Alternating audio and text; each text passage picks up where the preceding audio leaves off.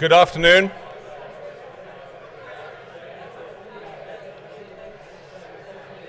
Good afternoon, and a very warm welcome to the Oxford Martin School. I'm Ian Goldin, I'm the director of the school, and it's an enormous pleasure to see you all here and to be able to welcome you to this conference on water security 2015.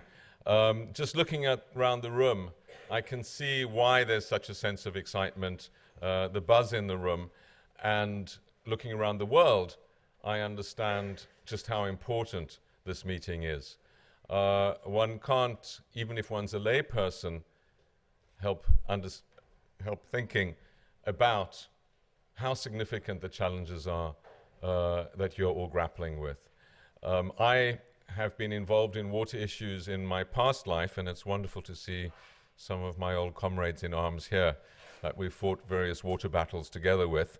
But now I've moved on to be the dean of the school, and we focus on many of the global challenges, of which water remains one of the most significant, and of course becoming even more so. And it's no accident that the World Economic Forum and many other organizations have put this in the top right-hand quadrant of amongst the most pressing challenges and risks of our century.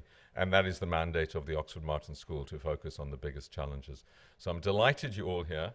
I absolutely believe that this issue requires interdisciplinary conversations with everyone from very, very skilled engineers and hydrologists to social scientists and ethicists, economists even, and lawyers, required to be part of the conversation. I'm afraid even politicians who have to help us find the solutions. And it requires long-run thinking, which is increasingly difficult in this myopic world of governance and business.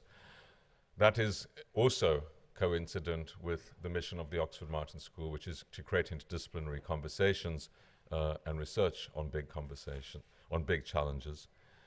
And the final thing that is required is to connect the ideas with policy and action. Ideas on their own are wonderful, but don't change the world.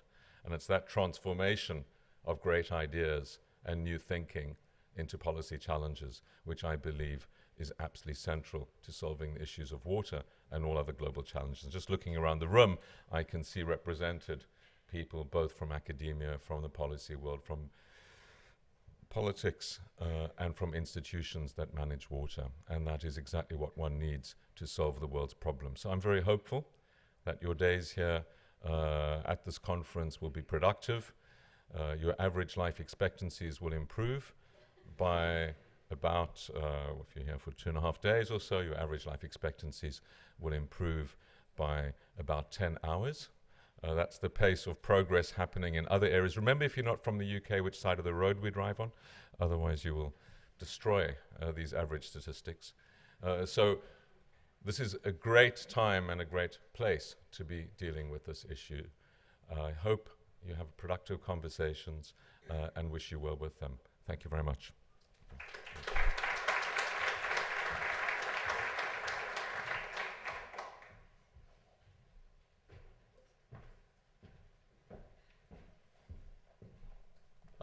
Good afternoon, everybody. I'd just like to say a couple of words of introduction to the conference over the next couple of days.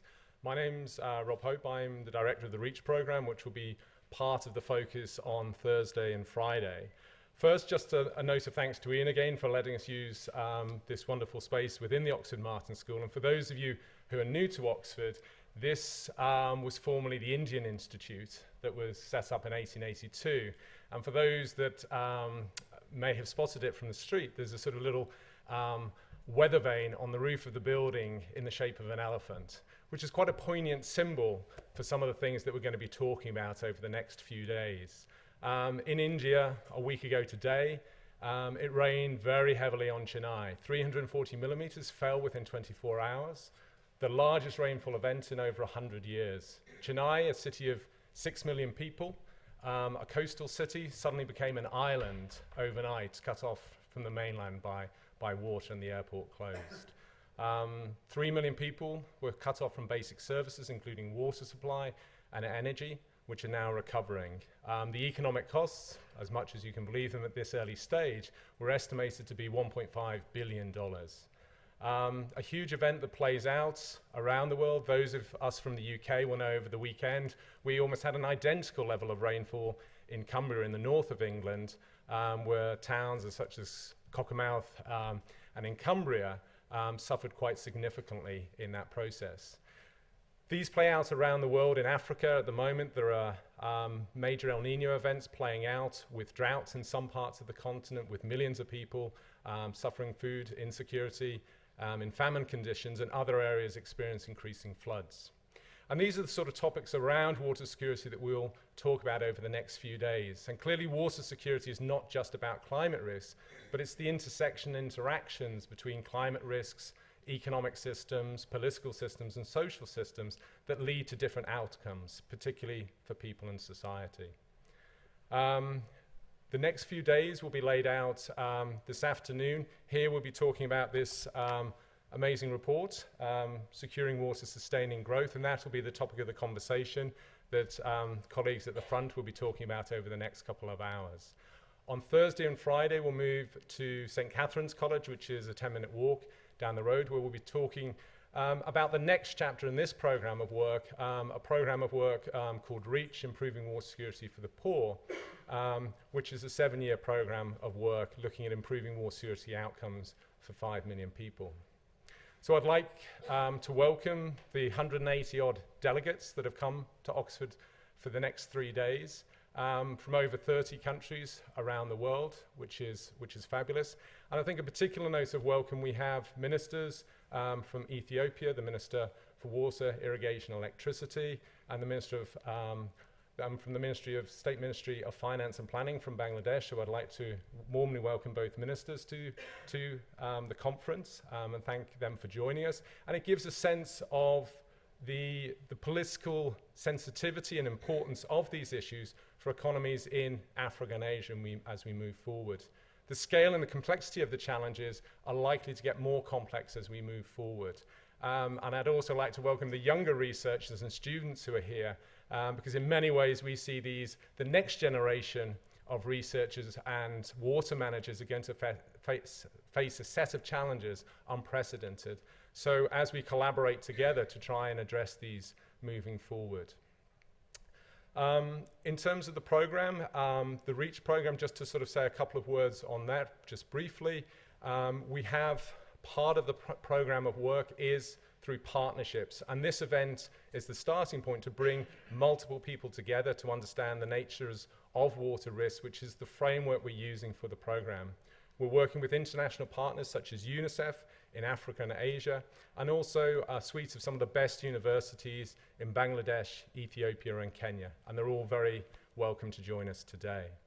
I'd also like to say a note of thanks to DFID that have funded the REACH program.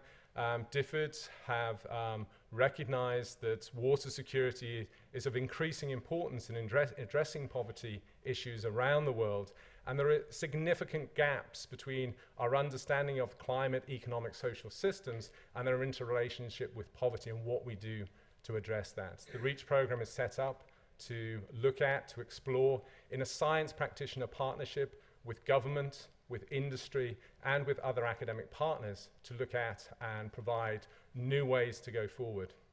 There are some lofty goals with that, some very ambitious goals, and I think convening the people in the room today, there are many people through your networks and your expertise that will help us in this process moving forward. So I'd like to say a very warm welcome to all of you, and I'll now hand over to Dr. Claudia Sadoff, who will take us through the rest of the afternoon. Thank you.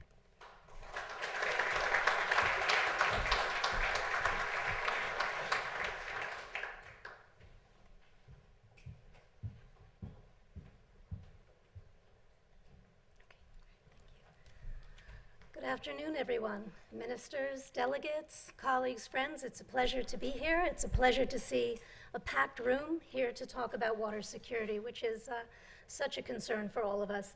Let me also extend my thanks to the Martin School for hosting us. It's a pleasure to be here, and a context to speak in that I think helps add gravitas to the issues that we're discussing, which are very important.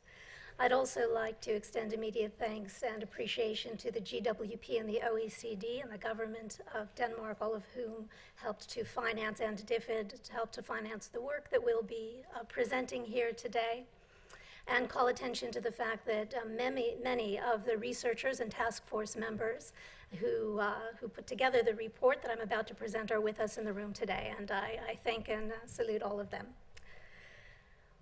What we'll be presenting this afternoon is really a point of departure for discussion in the room. So I hope that the report that we're presenting, which is obviously one of many steps down the road toward water security, simply raises questions for our discussion. And by way of context, let me point out the mandate that we followed in the report was one that looked really at the global issue, with all the joys and frustrations that working at the global level entails. It really sought to try to frame the global issues, to speak essentially to the scale of the issue and the global and geographic reach of the issue. And I think it sets up a very nice background and context for the discussion of the next 2 days on REACH, because of course, once it's established that you're in a space of great importance, the real work gets done at the local level, at the national and the local level. So the REACH program really gives an opportunity to dive deep into the actual experiences of water security in specific countries, which is where actions need to be taken. So let me begin by a little bit of background on the report itself. So the report is the report of the work of a task force, and it was part of a global dialogue. The dialogue itself was chaired by Angel Gurria, the Secretary General of the OECD, and Her Excellency Ellen Johnson Sirleaf, the President of Liberia. And a series of consultations in this report were presented to them at the Korea World Water Forum last spring. The task force itself was drawn from members of a range of the water community from several very well-respected organizations, the OECD and GWP, of course. The research was led and coordinated here at Oxford by Professor Jim Hall, who will be speaking to you. And the input and the guidance came from the task force as a whole, representatives of IFPRI, IMI, EASA in Vienna, University of Massachusetts, McMaster University, University of Manchester, VU University, and the University of Rio de Janeiro. Again, several of the task force members are here. But even beyond the task force that helped to construct and guide the work, we had a team of researchers, some of whom are here today from yet another range of organizations and universities. And this really speaks to the fact that a lot of the effort that was made was an attempt to pull together the ideas and the thinking of the very large group, of a portion of the very large group of people worldwide who are trying to get our heads around what water security means and how we as a globe can move in the right direction. What we tried to do with this particular task was to provide new evidence. It was very much focused on trying to gather real data and empirical evidence around water security, because water security, perhaps it's the use of the term security, can often be a very abstract concept. And we looked specifically at the relationship between water security and economic growth, taking a risk-based approach. And we essentially looked at 3 different levels, and we'll have 3 presentations this afternoon to look at each one of these to share with you the results. The first was an effort to analyze the dynamics of water security and growth. What does it really, why does it matter? How are the mechanisms of transmission between water security and impacts on growth seen globally? The second level, and that's sort of a top-down issue, how is national growth and global growth affected by water security? The second level was much more bottom-up, looking at the specific water-related risks and opportunities globally. Where is the impact being felt? What are the trajectories? What are the rising and what are the declining challenges that are faced and where globally? And then the third was an evaluation of pathways toward water security, the idea of, really what has worked, what hasn't worked, as countries or basins or cities are trying to move themselves toward greater water security. So my presentation will focus on the first section of work, the dynamics of water security and growth. Then I'll be handing over to Professor Jim Hall, the director of the Environmental Change Institute here at Oxford, to speak to us about the specific water-related risks. And then we'll have a video presentation by Professor Dustin Garrick at McMaster University, who can't be with us because happily tomorrow he is expecting a child. So he has sent us a video presentation, and our hearts are all with him and his wife today. So to begin trying to frame the idea of this dynamic between water security and growth, we tried to define a conceptual framework. Really, how do you begin thinking about water security? Because it means so many things in so many different contexts. And at the center of our conceptualization was the idea of growth, wealth, and well-being. The ultimate goal is growth, wealth, and with well-being quite explicitly taking into account well-being of the planet. All peoples, all groups, all genders, the ecosystem, etc. And the idea is that the endowment of water, both surface and groundwater that countries have an impact on the opportunities and risks they face in terms of wealth and well-being and growth. So water and the water endowment of a country, something that is difficult to change but must be faced and managed, obviously has many destructive impacts. And we looked at this in the context of a risk-based analysis of exposure, vulnerability, and hazard. Jim will speak to this in greater detail. But recognizing also that the water endowments of a country also dictate the productive or provide the productive opportunities that we associate with growth and well-being as well. The economic, the environmental, and the social well-being of societies, of economies, and of ecosystems.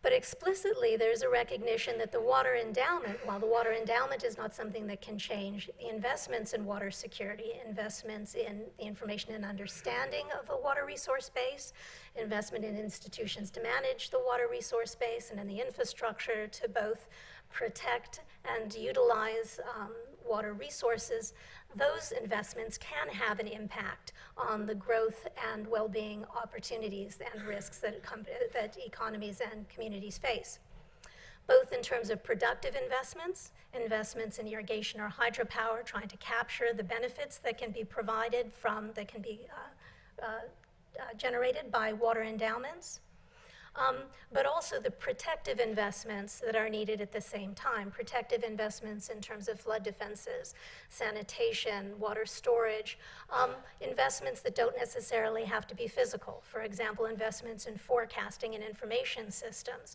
insurance schemes, etc. Safety nets that can help protect against water-related hazards. These sorts of investments in productive and protective engagements affect the potential of the risks and opportunities that are faced through water.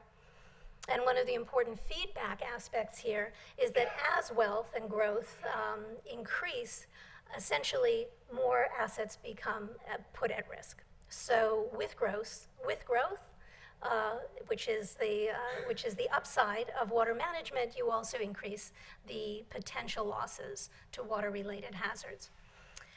And the overriding framework here is one that water security really is a very dynamic construct, because as economic and social context evolves, the opportunities, what's affordable, what communities prioritize, what nations agree are imperative, as those contexts evolve, the construct of water security will also evolve. What is considered secure, what is considered a priority, what is considered an acceptable risk. So on top of that conceptual framework, we tried to methodically look at theoretical constructs and then empirical constructs of water security and information and evidence that we could find to back this up. And we created, I'm not sure if Simon Dadson is here. There's Simon. Simon Dadson has led the work on creating a theoretical analysis, a mathematical growth construct model that looks at the dynamic behavior of the economy and the relationship between water-related investments and growth opportunities. So this diagram, which may not be perfectly visible in the back, shows you the direction field and the trajectories of water security and growth. Along the Along the x-axis, you have water security, and along the y-axis, you have wealth. And the S at the saddle point in the middle shows you essentially the tipping point. What we see is that the trajectory of growth or decline in terms of wealth and growth depends really on initial situations, which are dictated both by the level of water security, meaning the challenge of water security, how complex a hydrology you have, and the level of investment that has been made in order to manage those challenges. The S point, or the saddle point, the tipping point, suggests a point at which pressures within the economy will either tip you toward growth or toward poverty. And what you can see here is that essentially to the left or the right of the saddle point, where you have either very strong water security or very weak water security, your growth is very vulnerable to water-related hazards. If you have weaker water security on the right-hand side, where water security is strong, the growth of the economy is protected against these water-related hazards, and the trajectory and the dynamics push you toward growth. You then have above and below the saddle point, in points A and point B, situations where investments have been made. So above the saddle point in the quadrant A, you have situations where water security may be strong or weak, but the economy is advanced enough to be able to invest in what's needed to secure growth against the impacts of water-related hazards. Below the saddle point, you have a situation where wealth isn't adequate to be able to protect economic growth from water-related hazards, and the dynamics are pushing you toward poverty. So in essence, what this is showing you is that investing in the development and management and operation of water-related institutions and assets, these investments to manage water-related risks, can protect and insulate a country from the economic impacts of water-related hazards, and avoid the situation where this combination of high water hazards or low water security and low wealth drive an economy into essentially a low-level equilibrium or a poverty trap where they can't insulate growth from water-related hazards. Now, this is a very interesting theoretical construct, and we then wanted to move toward empirical evidence. We first began with a correlation analysis. This is another difficult diagram, but I think very instructive. Some early results that were published in Science. And what this shows you is, again, it's a similar sort of construct where on the x-axis we have a coefficient of variation of monthly runoff. This is showing you the complexity of the hydrology in economies. These are economies with difficult water challenges of variability. On the y-axis, we have a composite indicator of storage capacity and institutional capacity. This is essentially the capacity of a country, both infrastructural and in terms of institutions, to manage the hydrologic variability. And what we find, the green dots are the world's wealthy economies. The yellow and the orange and the red are progressively poorer, and we find that the green economies, the wealthy economies, are very much clustered in the upper left-hand corner, meaning the corner of the diagram where the hydrology is simplest, it's least variable, and where investment in water is highest. What it also shows you, because of the slant essentially that you're seeing, it shows that as you move out in terms of complexity on the x-axis, the investment that it's needed is much greater to come to stable, more wealthy economies, because the pathway to water security is much more difficult and much more expensive in economies where hydrology is more challenging, where variability is greater. What this means, unfortunately, is that in the countries that are poorest and facing the most difficult hydrology, the investment requirements are highest. This is intuitive, but surprisingly little evidence has been put together out there. What we then wanted to do, because that was simply a correlation analysis, that was just a correlation, we wanted to see if we could find an empirical econometric relationship that would show causation. Because what we find is that the connection between water security and economic growth, while it's intuitively very clear, the empirical evidence that actually shows the relationship between the water challenge and growth is actually very scarce. And it's scarce for a number of reasons. One is that it's very difficult to find counterfactual situations to substantiate how water-related investments affect growth. There are very few wealthy, stable economies that have not invested significantly in water management. It's also difficult because the causal link runs in both directions, and you hear this argument a lot. Are these countries wealthy because they invested in water infrastructure? Or do wealthy countries, because they're wealthy, invest in water infrastructure as an amenity to their populations? So you have a dual causation. We also find that it's difficult to parse out the econometrics because water-related investments can increase well-being and can be important investments that are made by countries without necessarily increasing economic growth as it's conventionally measured. What this means, of course, is investments that help sustain the integrity of the water resource base environmentally, or that provide time savings to women and girls who fetch water, or to caregivers and to those who suffer from water-related illness, which may or may not be directly traceable through the global statistics on growth and well-being.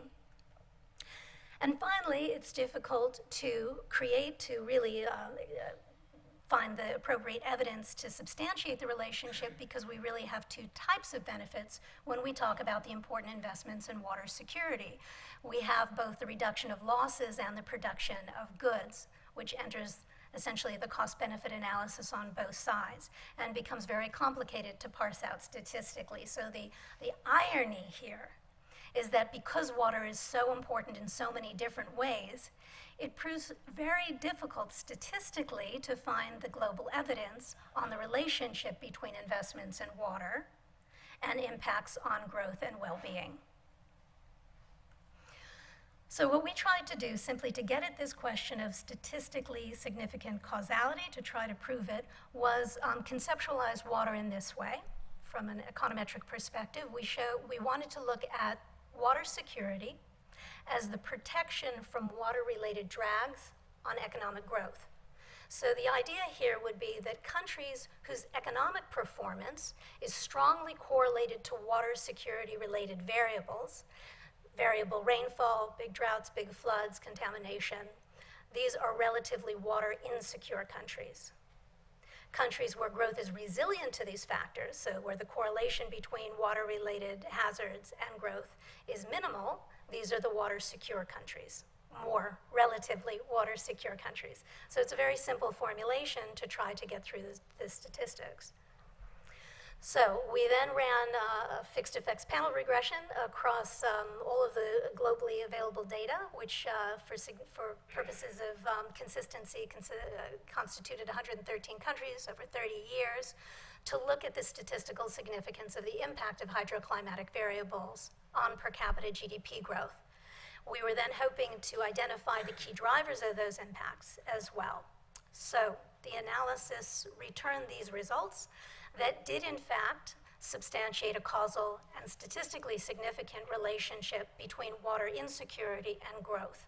This is intuitively something I'm sure everyone in this room feels that they know, but this is the econometric proof that water security does in fact act as a drag on growth, that on average across all economies, water insecurity drags growth, and so water security is one of the basic enabling investments that's required to secure sustained growth in countries across the world. What was also interesting in looking at the specific variables that were most strongly correlated with water security, we found that runoff was shown to have the most statistically significant effect on growth. And runoff can be seen as essentially the general availability and variability of water. One of the interesting aspects of this is that it was much more statistically significant than temperature. And this is important on the climate change front because a lot of the econometrics that are done on climate change focus very much on the temperature signal. This is something that's been followed most closely. But in fact, if you're looking at the growth impacts of a lot of climate change, runoff will be the variable that has the biggest impact on growth. So programs, investments, actions, reforms that help control that focus on stabilizing runoff and its impacts will be those that should have the greatest impact on growth. We also wanted to look at the cumulative impact of drought effects, because it can be clear in particular years that obviously a drought will undercut production, for example, in agriculture, but how important is this effect cumulatively over time? So in order to visualize the cumulative effects over time, while taking into account baseline growth, we looked at the differences between drought and non-drought growth rates. And in these specific countries where we had the data, again, the data are very challenging, but what we found is that the cumulative impact can be quite extreme in drought-prone countries. In Malawi, for example, a reduction of 50% in the drought effect. Now, the drought effect is the difference between drought and non-drought growth years that are otherwise comparable. If that were reduced by half over the 30-year period, a simulated growth projection would have a 20% higher per capita GDP.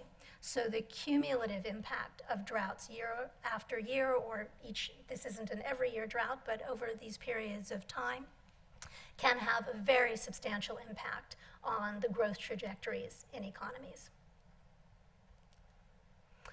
We also wanted to look more specifically at the characteristics that influence the vulnerability of countries and economies to water-related risks.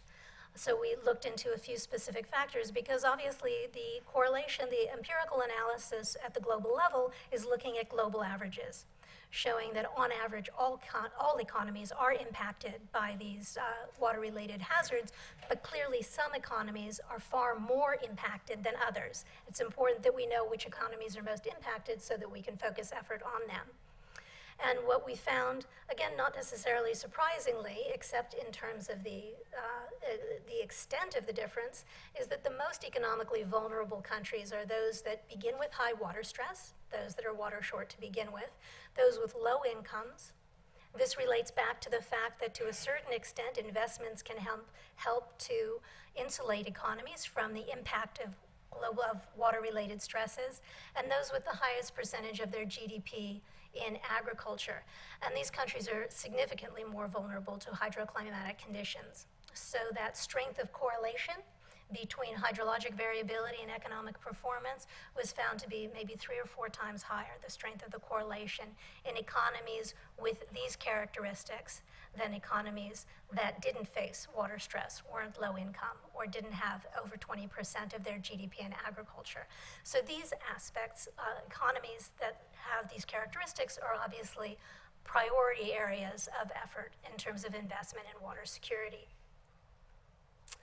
So to summarize some of these thoughts before moving on to the next section, what essentially the econometric analysis returned was a clear indication from global data that water security does have a causal and statistically significant impact at the global level. It's not just perceptions, but it's very important that the perceptions are out there as well, as Professor Goldin referenced, that in the World Economic Forum and all of the forums that we join, it's a recognized issue. This is simply the empirical evidence.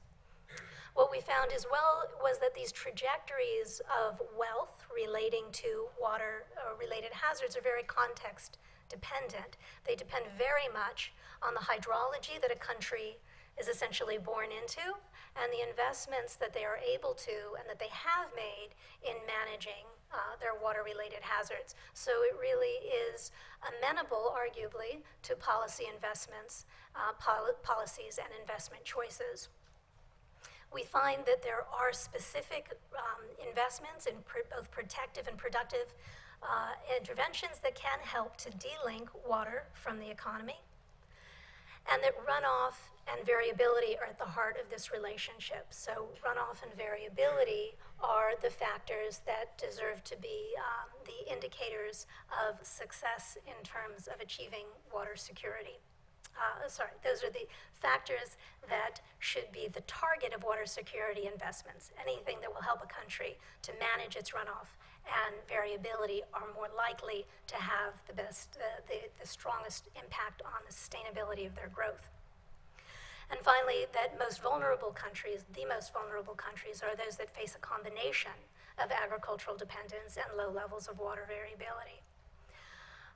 An important caveat to this is the fact that While the global econometric analysis clearly shows the importance of investment in water security for sustainable growth, this does not mean that all investments in water security will necessarily be either economic or desirable. What it tells you is that this is a space that is an area in which we should give priority attention, but still every investment that's made in water security should still be filtered for cost-benefit analysis to make sure that it's an economic investment. It still must be filtered for social and economic impact to make sure that it's appropriate to the environmental and social context in which the investment is being made. And that even beyond the economic tools, this is obviously a very economical-focused assessment, effective regulations may simply be needed, not just economics, but effective regulations may be needed in order to meet the social imperatives of water security, because as we also know, water security does tend to impact the most vulnerable communities, women, and the environment disproportionately. So it's not only an economic story. I'd like to move then directly to the next two presentations because together they give the mosaic of the story, after which we can open to discussion on the floor and hand over at this point to Professor Jim Hall. Again, he's the director of the Environment Change Institute here at Oxford, and he will speak to us about quantifying the water-related risks and opportunities, and the trajectories of those risks through time. Thank you.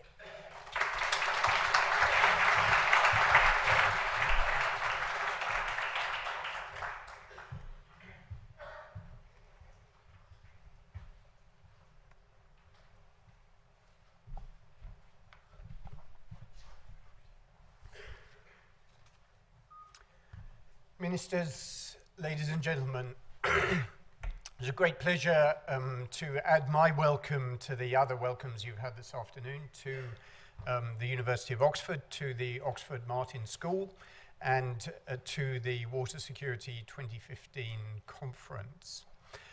In this part of the presentation of the Securing Water, Sustaining Growth analysis, I'm going to look in more detail at the various dimensions of water-related risk that Claudia has referred to in the macro-scale analysis. And to start with, I should emphasize what a huge team effort the analysis you're just about to see entails. That we've brought together a team from around the world, many of whom are represented here, and it's great to have so many people here today as a celebration of what was a huge effort to synthesize across a number of different dimensions of water security and try and add that up and see what that means in terms of the global picture of what are the challenges that water-related risks pose, what are the future trajectories of those challenges, and what might the steps be to adapt to them.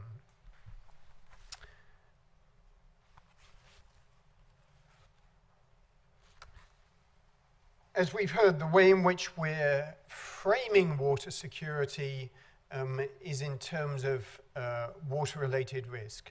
David Gray, who's with us today and whose work, along with Dr. Sadoff, has been hugely influential in this whole space, has talked about water security as being a tolerable level of water-related risk to society.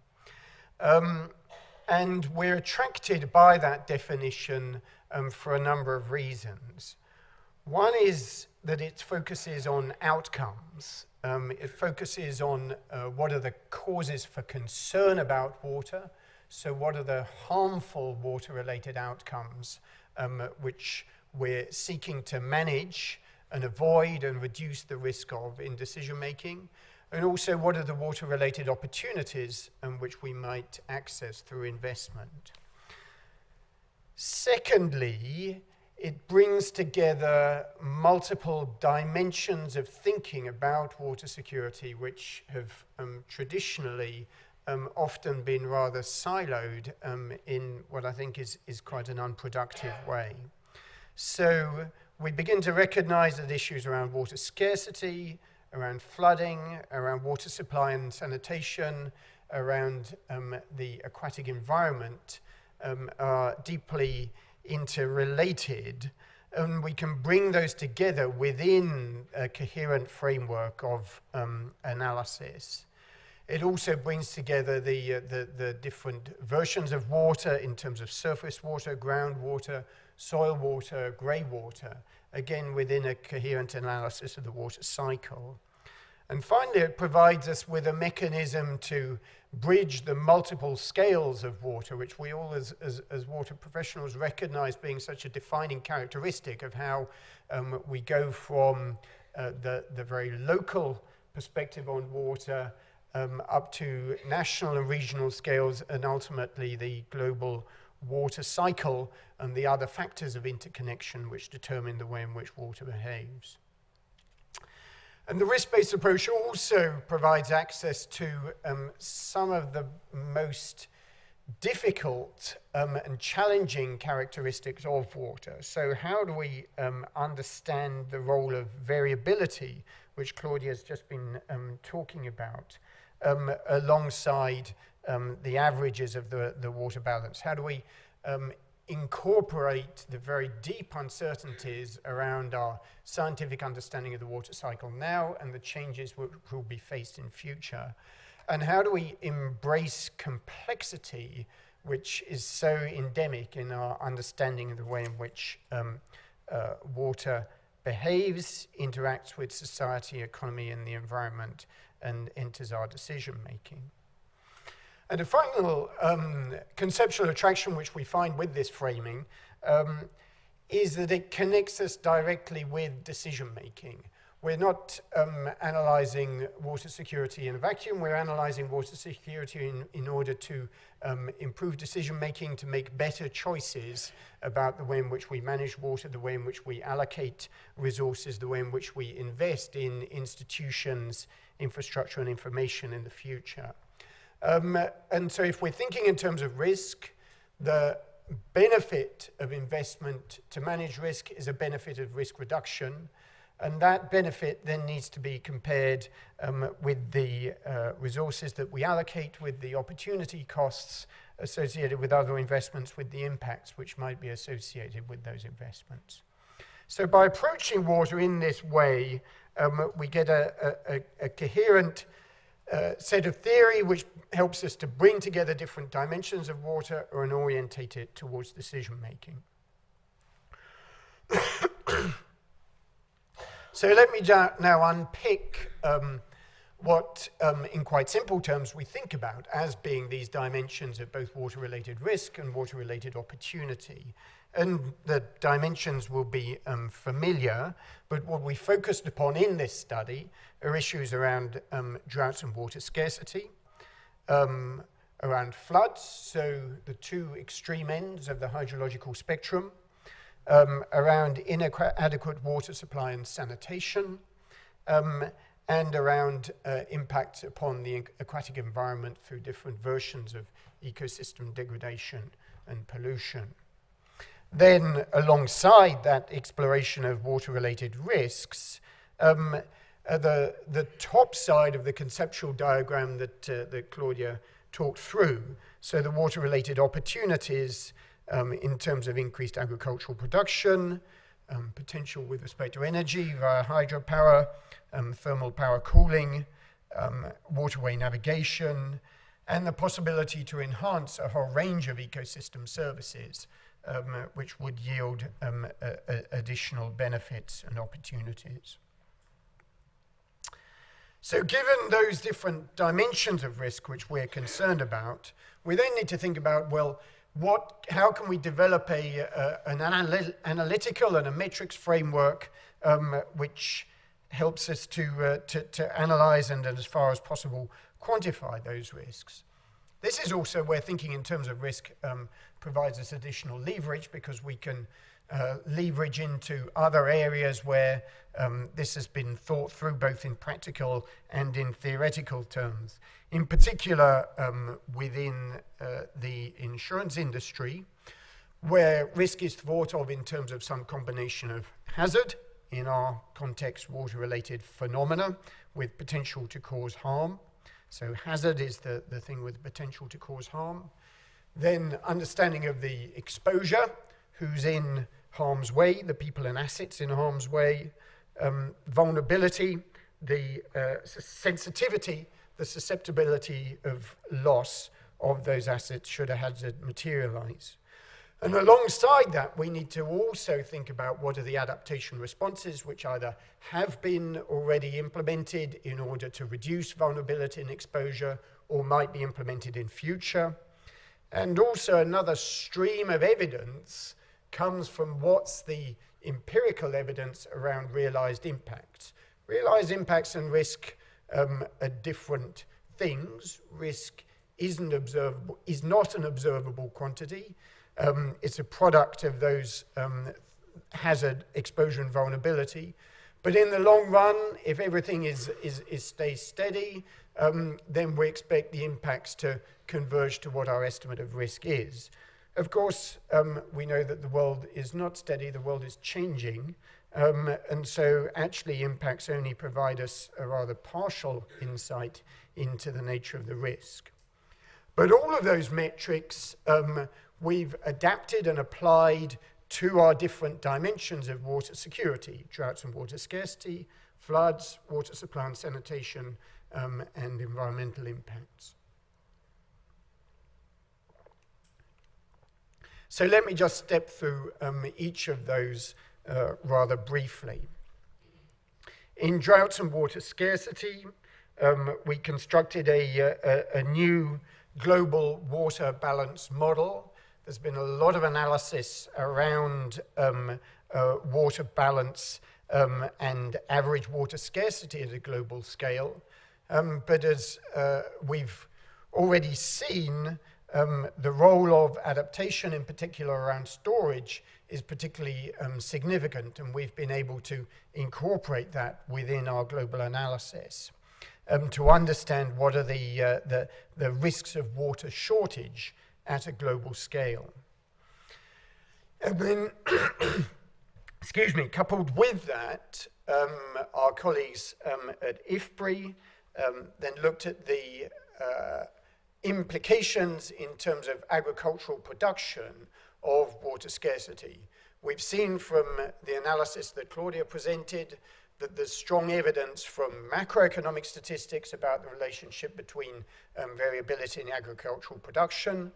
Using a global agricultural model, coupled with this new analysis of hydrological variability, we've been able to access that problem from the bottom up and see through simulation what the effects of hydrological variability on agricultural production might be.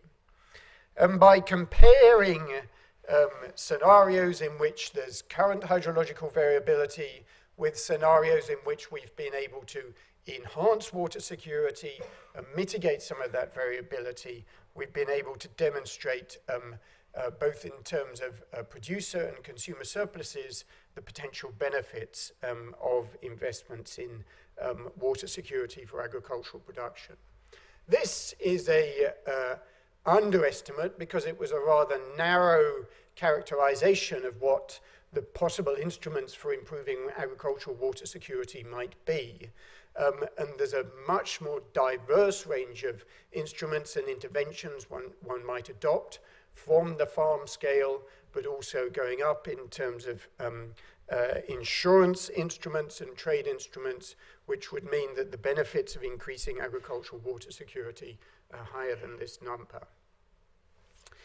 In flooding, there's been a huge improvement in global flood modeling capability over the last decade or so, which combines understanding of hydrological variability with flood inundation modeling, analysis of flood defenses, analysis of vulnerability and exposure.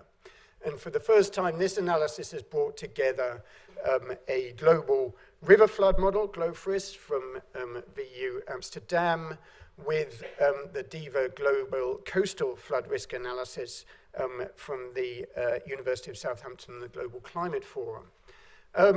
And so we've looked at the scale of flood impacts at different return periods in different regions of the world, though this work is based on actually much finer grid scales sub-regionally. And putting together these numbers come up with an estimate of risk on the scale of 120 billion per year. In terms of inadequate water supply and sanitation, there's been extensive analysis as part of the joint monitoring program of the economic benefits of improvements in improved water supply and sanitation. And we were able to draw upon that analysis to see the potential gain in terms of economic benefits of investment in improved water supply and sanitation. And this picture here shows both the scale of economic benefit, which is the size of the bubbles, and the per capita value of that benefit, which is the color of those bubbles. And we can see huge potential economic benefits in particular in South Asia and Africa around improved water supply and sanitation. In terms of the fourth dimension of risk, we have not monetized those risks. There has been a number of attempts, as many of you will be aware, around monetization of the value of ecosystem services. That leads to points in different directions. And so we've sought, with this focus on water-related ecosystem impacts, to come up with a variety of different indices around pollution, around environmental flow violation, biodiversity, threatened amphibians from a number of different data sources, and have ranked those risks to different countries worldwide, as you can see here.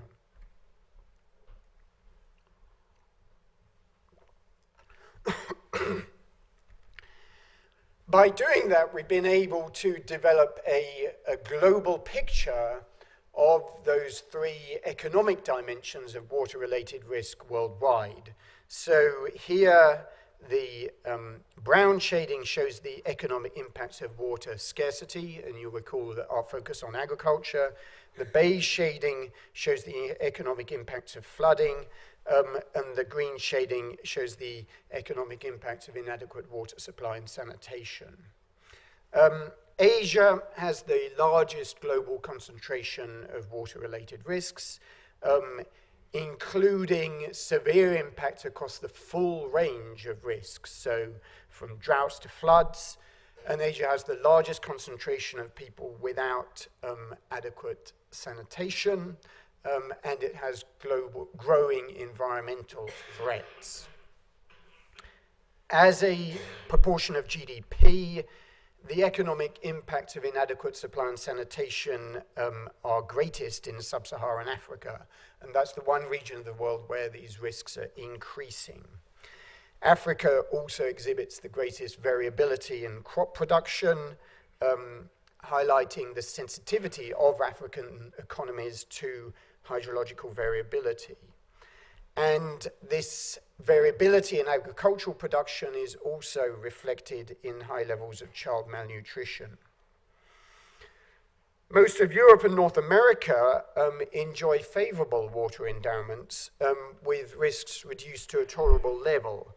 But flood risks are anticipated to increase in both Europe and North America, and a range of environmental risks are seen as well.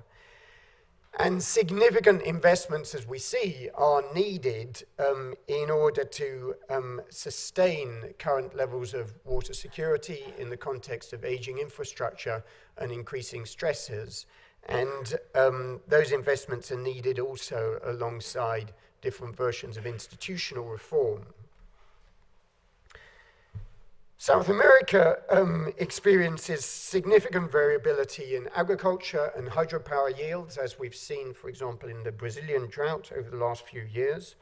But in our economic analysis, South America also stands out as being one of the places with the greatest benefits to access from improved drought risk reduction. And layered on top of this national scale perspective on water security, we've got to recognize the potential for chronic stresses and for extreme events to spill over globally through supply chain disruption, through the effects on insurance and finance, through food trade, migration, and conflict.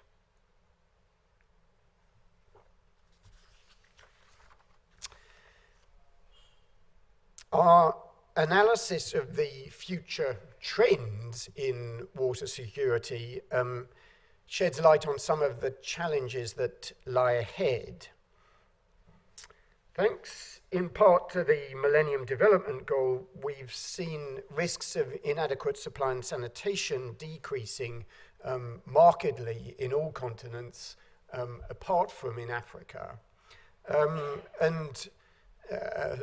Analysis of the statistics points that things are heading in the right direction, though that also is a vulnerable result, and it's not hard to conceive of major disruptions in Asia, for example, which might knock that trend off track. Exposure to flooding, flood hazards from extreme rainfall, sea level rise, is going up. Flood risk could increase 3- or 4-fold in Asia unless further steps are taken to manage that. Whilst the pressures of increasing demand for water and reducing availability of surface water, soil water, groundwater are intensifying, the scenario analysis we've done illustrates the potential for improved efficient use of water in order to cope with scarcity and variability. The importance of restoring aquatic ecosystems has been widely recognized, especially in Europe, North America, Australasia, where there's been very major steps to improve water quality and restore environmental flows. But at the moment, however, elsewhere in the world, those environmental threats are still increasing. So that provides a very quick perspective on the understanding that we've developed both on the nature, the global distribution, and the future trajectories of water-related risks worldwide. Now, a global perspective is inevitably limited, and I can feel the number of questions already building up in the room about the analysis that you've just seen. Of course, water is local, and I'm sure we will have many questions about that. But as we've also heard, water is also global. I've referred already to the potential of global spillovers, so of extreme events in one part of the world, be that floods or droughts, spilling over via trade, via insurance, potentially via migration and conflict to other parts of the world. And global finance looks across the piece in terms of where investment should be taking place. And so development institutions and other sources of investment finance need to have some sense of where the priorities lie in order to focus attention where assistance is most needed. So we've developed a common currency to bring together these traditionally disparate perspectives on water security. And that also provides the route into decision-making so that one can begin to look at the scale of the risks, evaluate the benefits of risk reduction, and make proportionate interventions and investments in water security.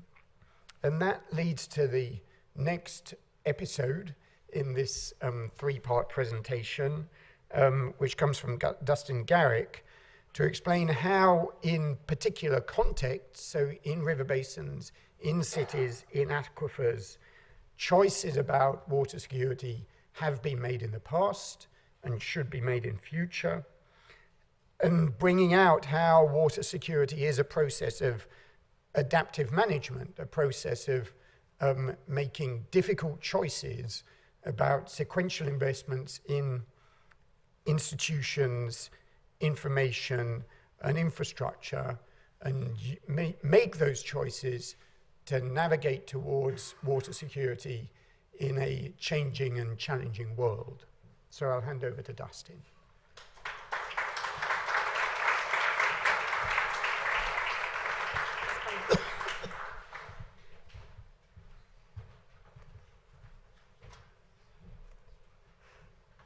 Hello everyone, and thank you for the opportunity to join you and to share this presentation. I'm only sorry that I can't be with you in person. Today we're going to be talking about pathways to water security. We've heard about the scale of the threats associated with water insecurity, and we've learned that water security is connected with economic growth. Our intuition about our dependence on water has been confirmed by the statistical evidence. The question that we pose is how to respond. Well, first, it's important to remind us that water security comes in multiple different forms. Impacts of drought, flooding, inadequate water supply and sanitation, environmental degradation, and the combined effects of multiple factors. But the specific challenges are going to depend on where you live. The question that we've been posing is how regions can move from chronic water insecurity that's contributed to poverty to economic growth supported by strategic investments in institutions, information, and infrastructure. We address what are the pathways and what have we learned from different parts of the world. So what are pathways? Pathways refer to a sequence of decisions to achieve complex societal goals ranging from poverty alleviation to resilience and adaptive capacity. Our efforts to apply this term to water security are rooted in multiple traditions, including dynamic models of economic growth, social technological transitions, and the governance of the commons. The notion of pathways is also grounded in development practice. David Gray and Claudia Sadoff have observed that water security depends on investment in the three N's: information, institutions, and infrastructure. A recent timeline generated by the Murray-Darling Basin Authority in Australia captured these elements in its path to water reform. This timeline consists of bands, starting with the top band of a sequence of droughts and flooding rains, which have prompted investments in construction, the next band, and management innovations. Or these can be thought of as infrastructure and institutions, underpinned by information. A sequence of droughts and floods, coupled with the development imperatives involving irrigation, hydropower, and drinking water supplies, has led to over a century of investment in the Murray-Darling's modern development path. Investments in information have included studies by the Royal Commission to more recent approaches to river system modeling. Institutional reforms involve a framework of allocation rules and interstate agreements engineered in the long shadow of the Federation drought, which occurred in the late 1800s and early 1900s, and been followed more recently by innovations in water allocation institutions through water market reforms and basin planning. Finally, the physical and natural infrastructure includes reservoirs, locks, canals, salinity interception schemes, and wetland restoration to buffer climate variability. This long path also shows that pathways are path-dependent and dynamic. The institutions and technologies adopted to enhance water security in the past have opened some options and foreclosed others, requiring adaptation in the face of new risks and evolving values. Gilbert White has been known for his work on flood hazard, commented almost 60 years ago, "For every 100 studies of what might or should be done with a river system, there's hardly one that deals with the results. There are only the roughest gauges of the effects of river works upon economic growth and community stability or change." 60 years later, we're still trying to harvest lessons about pathways to water security in different parts of the world. Our goal with this study was to take a systematic approach to identify, categorize, and assess the pathways to water security at multiple scales in cities, rivers, and groundwater aquifers. More recent work by Jim Hall and colleagues has taken these concepts and tried to categorize the world's rivers based on the climate variability they face and the capacity available to manage the risks associated with climate variability. The case studies we considered include rivers, cities, and aquifers that have faced relatively high risks but have different levels of capacity to respond. So our goal was to reconstruct, analyze, and compare the historic water development paths. Our approach is illustrated by the case study of the Colorado River Basin of the western U.S. and northern Mexico, where we have developed a chronology based on economic histories, risk assessments, and consultation with expert practitioners. We generated a timeline patterned after the example of the Murray-Darling to examine the coevolution of water security challenges and the sequencing of investment and response. The Colorado River is a particularly good illustration of the major lessons from the case studies, the need to move from projects to pathways, and to recognize the interdependence of information institutions and infrastructure. If you take a vertical slice of the timeline, you will note that the three ends cannot really be separated. The iconic Hoover Dam was predated by surveys and transboundary institutions to share costs and benefits and allocate water generated by new investments in infrastructure. But over time, the three ends have become increasingly coupled as the basin confronts competition between cities, agriculture, and the ecosystem needs required to sustain the river and its economy over the long term. These lessons from the Colorado are reinforced from our work in a number of other case studies. We developed 8 in-depth case studies and generated timelines and narratives to characterize the pathways to water security in the Colorado River of the US and Mexico, but also the São Francisco of Brazil and the Rhine River of Northern Europe. For cities, we focused on the Gauteng province, which houses Johannesburg in South Africa, and also the lessons from Mexico City and Singapore. And finally, for the groundwater systems and aquifers, there's the Nubian sandstone and the Guarani. So how do we navigate these pathways to water security, and what's the potential to innovate in achieving water security at a lower social and environmental cost than some of the strategies taken in the past? First, we've learned about the need to move from projects to pathways, that investments in institutions, information, and infrastructure are interdependent and mutually reinforcing. This was illustrated by the Colorado River, but was also the case in the São Francisco of Brazil. Our discussions there with practitioners indicated that investments in institutions have lagged infrastructure development. Infrastructure in the basin includes 45 billion cubic meters of storage, 28 irrigation projects, and about 11% of the national hydropower generating capacity.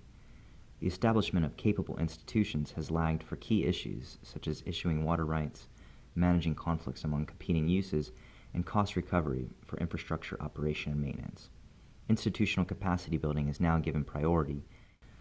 We've also learned that every level counts, from the local to transboundary, the formal and informal, the public and private, needing to build capacity, cooperation, and political will to invest in pathways to water security. Take the urban water development paths of the Gauteng province and Mexico City as examples. The Gauteng is the smallest province in South Africa, but generates up to 60% of its GDP. Its water development path has at once become an issue of strategic national interest and courted an investment in infrastructure and interbasin transfers. It's also demanded local innovation involving the Rand Water Corporation and broad public participation, which have together provided the foundation for urban water security and economic growth. We've learned that information, knowledge, and trust are pillars of legitimacy and cooperation, and underpin risk mitigation and decision-making under uncertainty to develop pathways that will be dynamic and adaptive in the context of uncertainty. The importance of knowledge and trust has long been noted for transboundary cooperation in international rivers, and the Guarani in South America illustrates the use of an aquifer agreement to develop proactive efforts for cooperation and information sharing before development pressure intensifies. In the context of the Rhine and Northern Europe, we've also learned that future pathways will need to harness the innovations in risk science and decision analysis under uncertainty. This is illustrated by advances taken since major flooding in the 1990s, when coupled with growing recognition of climate change and its impacts, which has driven the development of dynamic adaptive pathways based on the identification of adaptation tipping points, using vulnerability to flooding and climate risks to identify pathways that will be robust to different future conditions. We heard practitioners emphasize to never waste a crisis, but not wait for one. Crises and triggers for investment can come in a range of forms, but the key is to develop effective planning in advance to take advantage of the opportunities when they arise. This is illustrated vividly by the case of Mexico, which completed planning in the 1970s, and this proved critical when a combination of triggers, including earthquakes, social unrest, political change, subsidence due to groundwater use, and water shortages, converged to open opportunities for reform in the late 80s and early 1990s, including a decentralization process which remains underway. And finally, we've learned that not all investment is beneficial. Planning needs to be smart and strategic. Going back to the experiences of the Murray-Darling and the Colorado River Basin, we've learned that their water security in the past has come with a cost. Above all, we've learned that context matters, with a series of context-sensitive lessons for different types of rivers, cities, and aquifers, and that great care needs to be taken in extrapolating findings from one period to another, or from a rich country to a poor country. We've also learned that case studies in historic pathways are descriptive rather than prescriptive. They reflect actual pathways, not necessarily the optimal ones. Looking forward, decision makers will need to innovate and adapt without being limited to the solutions adopted into the past.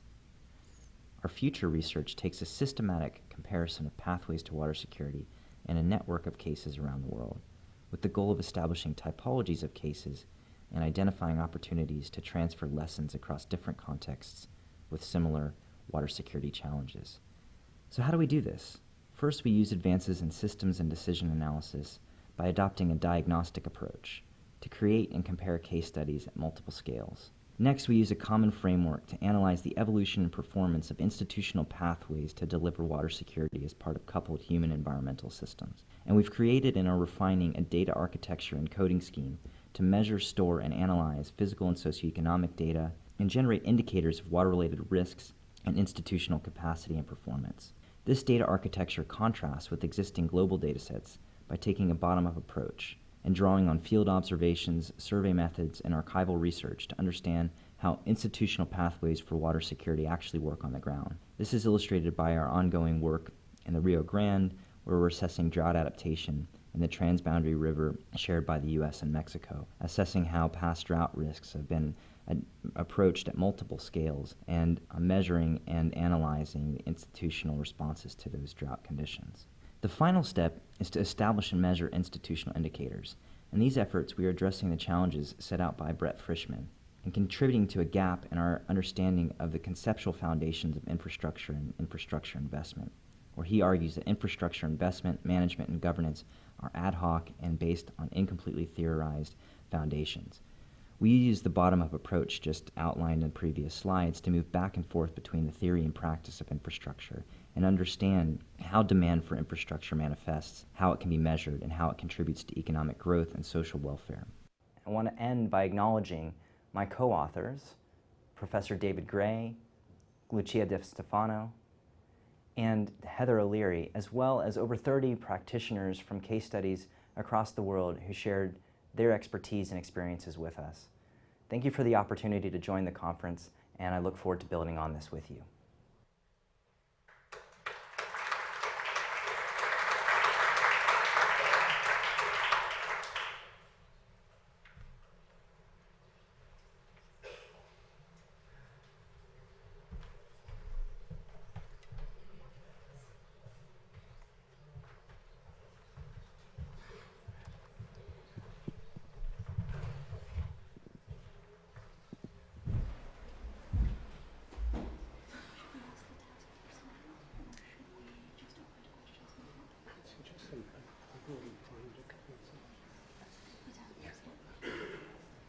Well, we thank you all for listening patiently and waiting for your opportunity to talk.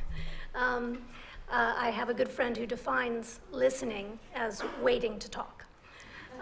What I'd like to do, just before opening completely to the floor, is inviting any of the task force members or researchers that are with us today who've contributed to this work to add their perspectives or pose any questions or add any input that they would like.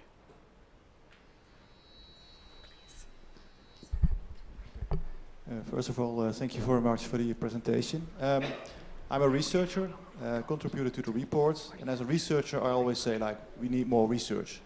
Like, better risk assessment, better information. However, this is not my question. My question is more like, If we look at the total volume of investments in the water sector globally, this is now total something like 315 billion US dollars per year invested in the water sector. If this commission would give an advice to policymakers how to use this money more efficient, can you name one particular priority that should be changed in terms of these investments per year? I think that's for you, Claudia. Is that for me? Okay, and then I do want to invite if there's anyone in the audience that would like to add from the task force. I think the issue isn't that you can come out with a global level work and change the priorities of specific investments. And I think that's one of the reasons that the construct of these next couple of days is so beneficial. Because any specific investments, any specific engagements require a focus at the national or even the regional or local level. So the priority for any specific investment, again, it has to be done in context, and then it has to be subjected to appropriate cost-benefit analysis, social and environmental analysis. I think the issue in terms of sort of the takeaway for the global picture is severalfold. That water security is an issue of global importance. Not only does it affect every economy, which is what the econometrics are telling us, but there are spillover effects as well, which Jim spoke to.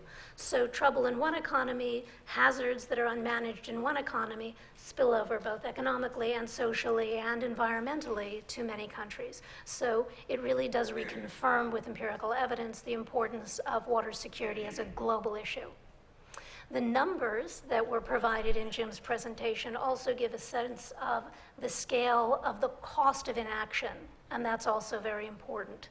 So if we are talking about potentially hundreds of billions of dollars a year in the costs that result from unmanaged water or water insecurity, then we have a sense globally of the scale of resources that could be potentially productively applied in the right programs.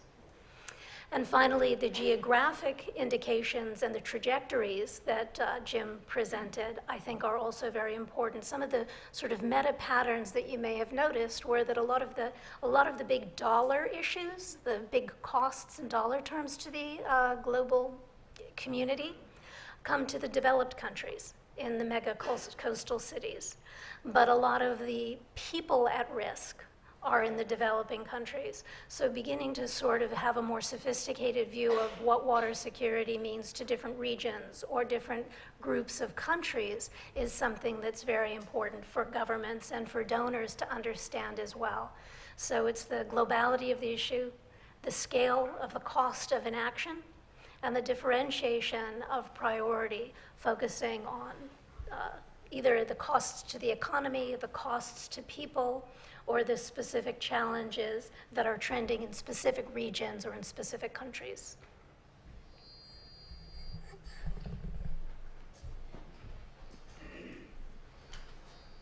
Well, as somebody who contributed to a small part of this, it's very great to sort of see the whole and the great job that's been done in drawing it all together. And do introduce yourself, please. And I think my question really is about this issue of trapped groups. I mean, really, the issue which I think you touched on in your answer to the previous remark about how do we really address poverty? I mean, you raised the point that not all adaptations will be equal. There's going to be real challenges maybe with the poorest in helping them out of their water-related poverty. And to think through what more do we really need to know to be able to really understand the challenges and probably recognize the different groups that exist. In some places, probably right now we can invest and make quite big differences, but I think the analysis is showing that there really are some people that are trapped and really are huge challenges in those areas and what we need to do to address that.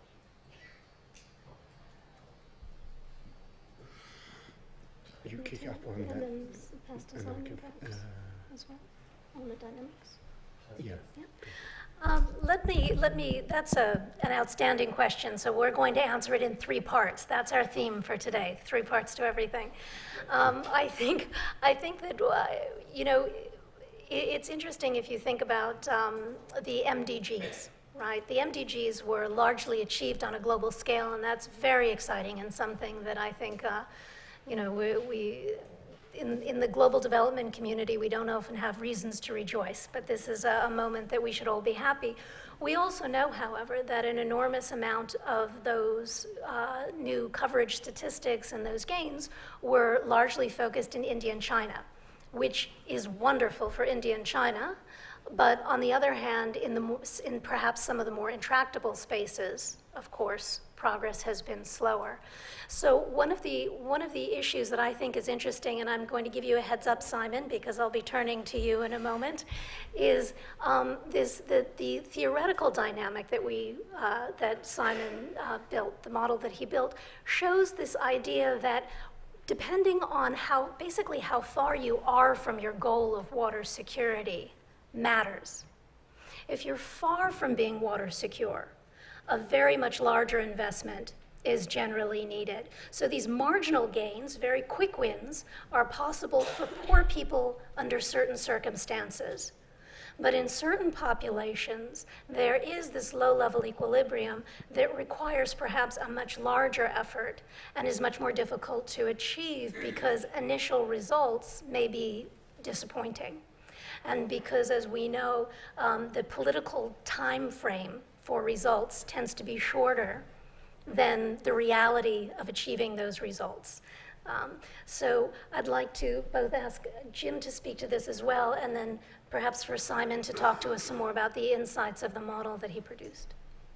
Yes, very briefly. That's a very, very good question, Robert, because as you've seen, the analysis we've done has been at a national scale, so it hasn't really unpicked those distributional effects that you've been referring to. There's, you might say there's an implicit assumption about a rising tide floating all boats, but we know that in practice that's not the case. I think it actually bridges very nicely into some of what we're going to be hearing about over the next 2 days around the work within the REACH program, which goes downscale. And if I might just refer to one part of that, which is work that we're embarking upon in the coastal zone in Bangladesh, which of course is a place that you know very well indeed, thanks to the ESPA Deltas program. And we have many colleagues in the audience today from Bangladesh. And what we've begun to learn there is about the local heterogeneity and complexity within the coastal zone, and that there are very different development trajectories right now, and those development trajectories could go in very different directions in the future. So, for example, one sees special economic development zones where one might see increasing amounts of enterprise, migration to the cities, diversification of the economy, and yet at the same time one sees more inaccessible parts of the coastal zone which are subject to increasing stresses around sea level rise, salinization, cyclone frequency, which has the potential at least to push those areas into chronic decline in the way that the dynamic model we've seen has illustrated is it possible in theory. And so I think, and like Jerome's opening remark, it's always easy to appeal to more research. But actually, this process of understanding place-specific dynamics of development and the ways in which water-related interventions can push those dynamics one way or the other is a real priority. I mean, I've said that And I've worked on risk analysis and decision analysis for a long time, and I'd say most of that is done.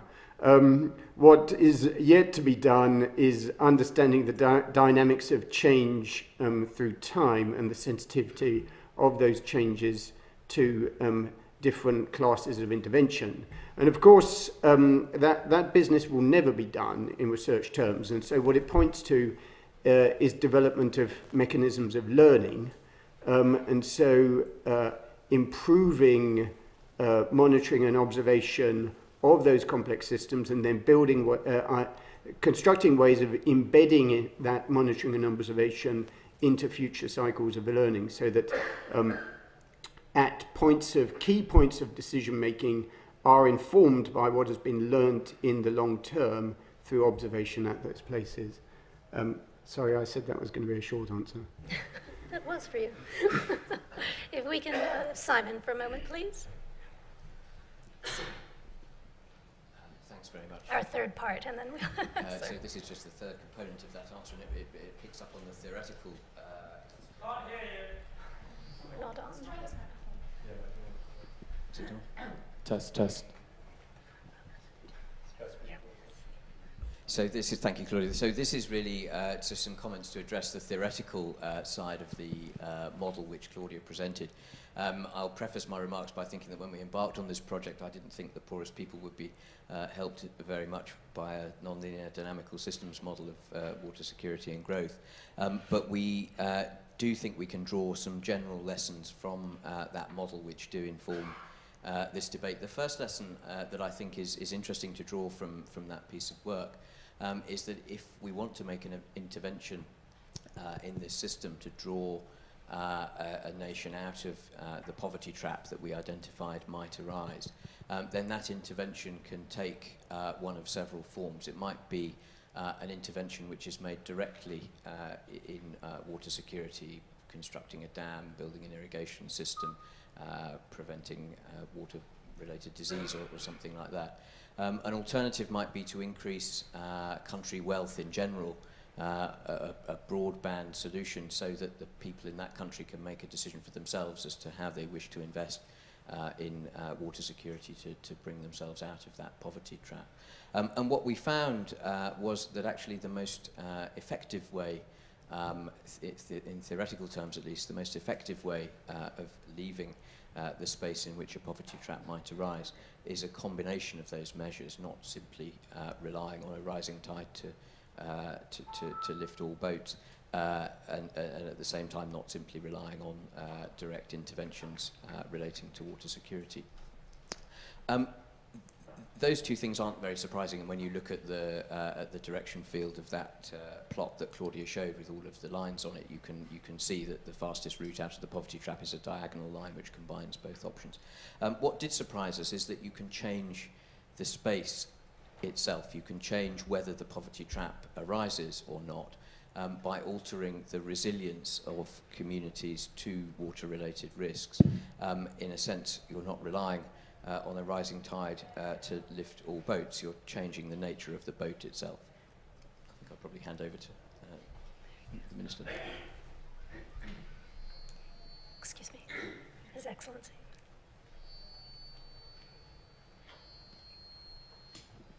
Well, thank you. I'm from Bangladesh. My name is Mohammed Abdul Manan, and I am in politics. So I'm smart like you all are, and you know a lot about these things. Of course, benefited from the discussion that I've had now, and also thank Rich and others for inviting us here. This word priority and prioritization has come up in discussions, and that's exactly what I would like to go a little further on that. Country like ours, Bangladesh, we have a lot of concerns, whole host of issues that we have to face at the same time. Some are very urgent, as you know, hunger, poverty, water, sanitation. There are other issues also interlinked. Now what do you do in such a situation? Like, say, we know that we are without clean drinking water for about 40 to 50% of our population at this moment, who live in the rural areas, for whom we can't provide even minimal amount and quantity of water, or clean water. Sanitation is another very important issue. Of course, we need to do a lot of work in flood protections, in coastal erosion prevention, in other things. Climate issues have now come up and taken a lot of attention. Now, with limited resources, and so we have to be very careful about what we spend our money. What would you hear? What would you choose for us? That we spend more immediately whatever resources we have now, more on sanitation and water, supplying water to the poor, or we go and dike up the big rivers which are very difficult to be governed and difficult to be managed. We have those issues also. In terms of SDGs and MDGs, we have done this fairly well. Now again, for the SDGs we are preparing. So what would you hear say? That we focus more image, which we want also. In fact, in politics, every day when you go out to the fields, you talk to our voters, the poorest number who are the largest, they are, one of the main demands is for water. Actually, I go to my village every few days, and all they want is not power, electricity, not immediately roads, not even schools. First thing they want is, my parents, give us clean water. I know it for sure, because I work in the rural areas. I grew up there. So my question specifically is, what do we do with the little money that we have? We spend more on water and sanitation, improve living conditions there first, before diverting our attention to larger things, for which we need larger amount of money, for which we have global discussions, talks, but somehow it doesn't really end up to the degree that it should have. So I think I have said what I wanted to say. What would you prescribe for us? Our government's view, our view is that we devote a whole lot of energy that we have into immediate needs for water supply, drinking water supply, and sanitation, and do other things later. Thank you.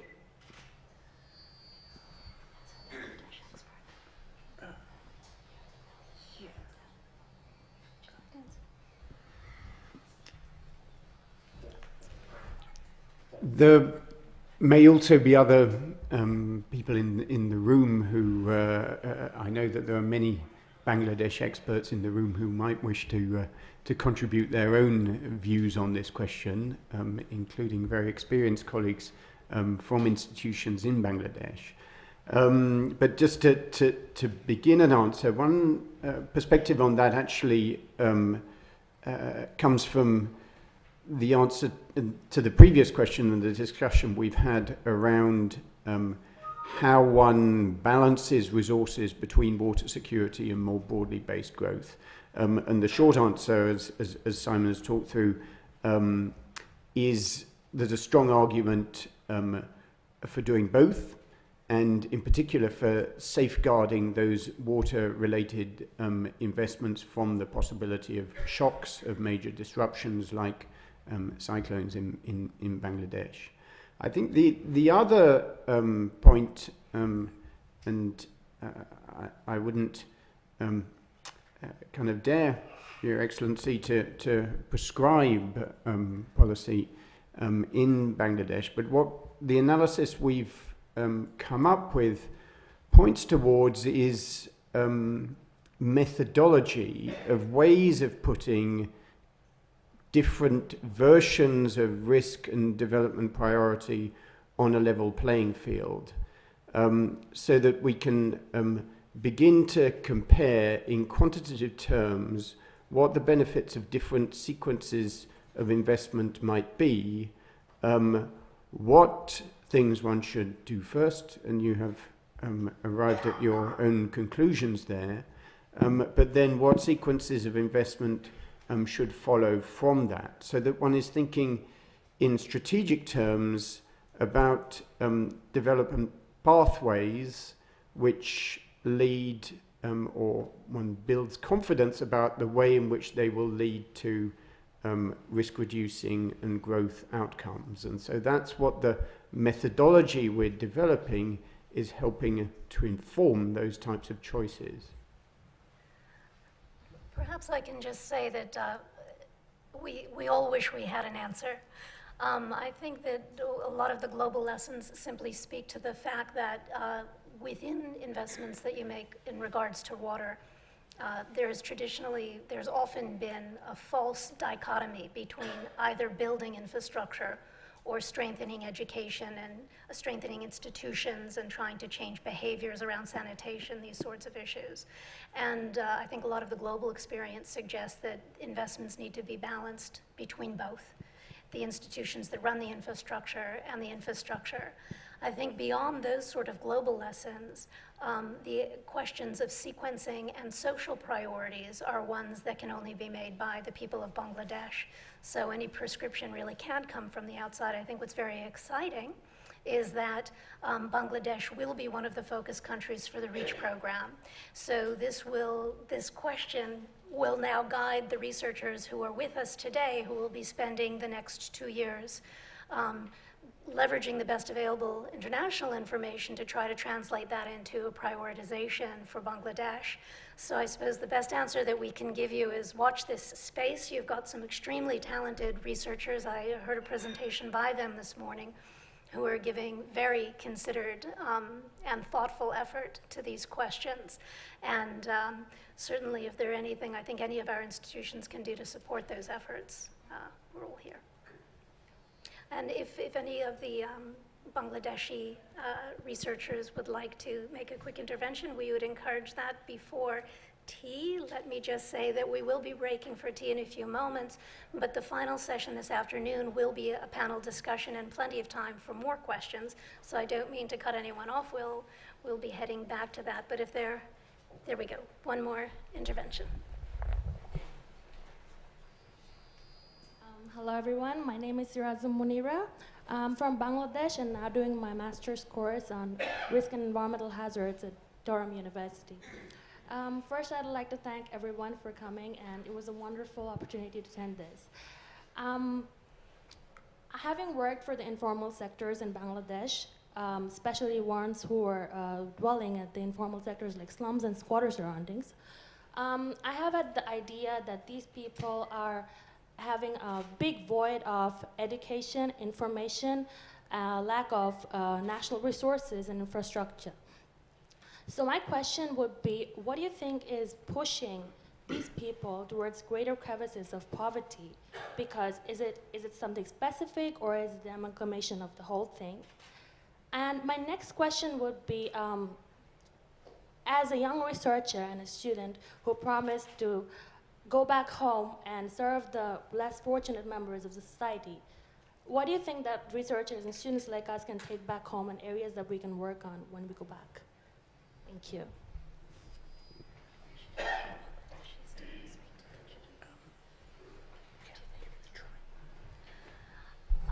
I would love to invite some of our Bangladeshi researchers from the REACH team perhaps to speak to that ahead of those of us up here who don't know the country as well. Can I encourage any of you? There we go. Excellent. A real conversation. Yeah. Sorry, I didn't really, can you repeat the question again? Yeah, very brief terms, yeah.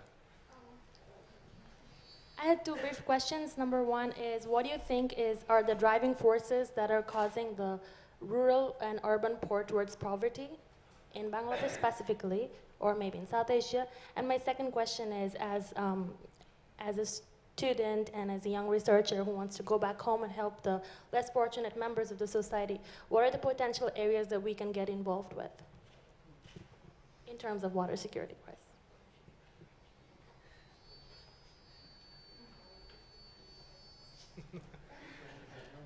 Yeah, in Bangladesh, if you look at the statistics, the water the correlation between water security and poverty incidences is very pronounced for the extreme poor people. So the extreme poor, basically, they cannot translate their short-term benefits or gains into long-term growth trajectories because of the hindrances, from all these disaster shocks. And so they try to climb up the income ladder, but then, periodically pushed back by the disasters. So that is one thing. And if you dig deep, their household income level is very low, and they cannot expand their livelihood activities, and they cannot recover very quickly from the financial crisis that they face, during a disaster. And also, they need to spend a lot of, proportionately a larger amount of money for the health-related impacts. And for that, they are required to divert a lot of, a substantial amount of resources from their basic needs and, other income-generating activities. So these are some of the important issues, associated with the extreme poor people in Bangladesh, if you want to think, in terms of water security context. And these are the areas that should, interest you. It's a very important answer, and it speaks, I think, to exactly this dynamic that we're all still struggling to get on top of, which is this dynamic between water security and general income levels and wealth and growth, which are so closely intertwined. And while investments in water security and additional wealth can help to really insulate countries from water hazards, those water hazards often trap countries in a position where that wealth can't be attained easily. So appreciate the discussion. We'd like to break now for tea. I believe it's just outside, and it's downstairs. So tea downstairs. If we can all reconvene at 4:15, we'll welcome you back here for the panel discussion. Thank you all very much.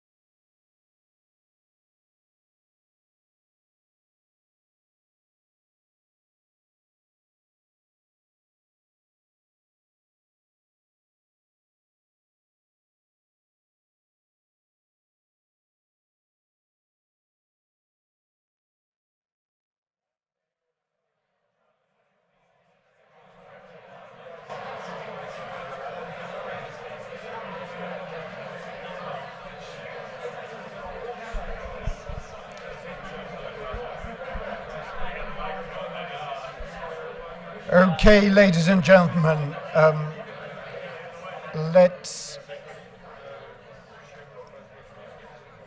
in a moment, I'll invite Claudia to introduce our panelists for the panel discussion.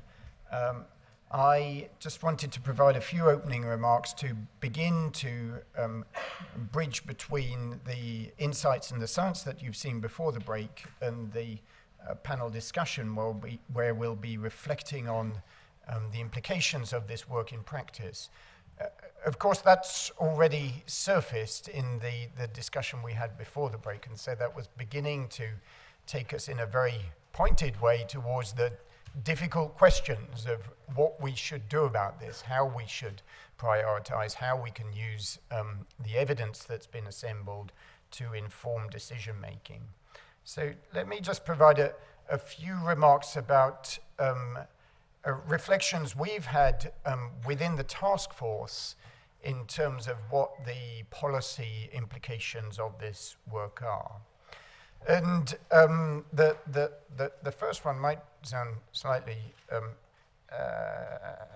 academic in whatever sense of that term you prefer, but it is really around how important understanding is. So much of what I think we've done within the task force is actually to seek to enhance understanding of a very, very complex problem which we've by no means got to the bottom of. So understanding around the way, as Claudia described, water security is intertwined with so many different dimensions of the economy and of development in its broadest sense. And that complexity makes it actually very difficult to pin down how important water is. But we've begun to come up with some macro scale insights which provide that evidence and begin to also indicate what the benefits of investing in water security actually are. So how can water be converted from a cost, a big number, which is pitched around the world in terms of investment needs, into a benefit? And we've done that by developing a more sophisticated, though certainly incomplete, understanding around the way in which water insecurity acts as a drag on growth and the way in which water security opens up opportunities. And I think a further set of insights, which I hope will contribute to the policy significance of this work, is in bridging across the traditional silos of WASH, water resources, floods, ecology. I mean, the need to take an integrated approach, of course, has been recognized for a long time, in particular via integrated water resources management. But what we're edging to now is also an integrated economic and decision analysis framework, which those pieces can be located within. Nonetheless, notwithstanding that call for integration, there's some rather specific messages come out from the work as well. So in relation to water supply and sanitation, the message is one of perseverance, because the way in which the benefits accrue non-linearly. You have to get almost all of the way there, if not all the way there, in order to access the full benefits of improved water supply and sanitation. In water resources, we've demonstrated how variability matters. On the whole, the development pathways which Dustin looked at showed development being a process of decoupling economic growth from hydrological variability, even in those cases where agriculture remains a significant sector within the economy. And that's achieved through buffers of water, in groundwater and surface water storage, through buffers of food, of energy, and of money to compensate for variability.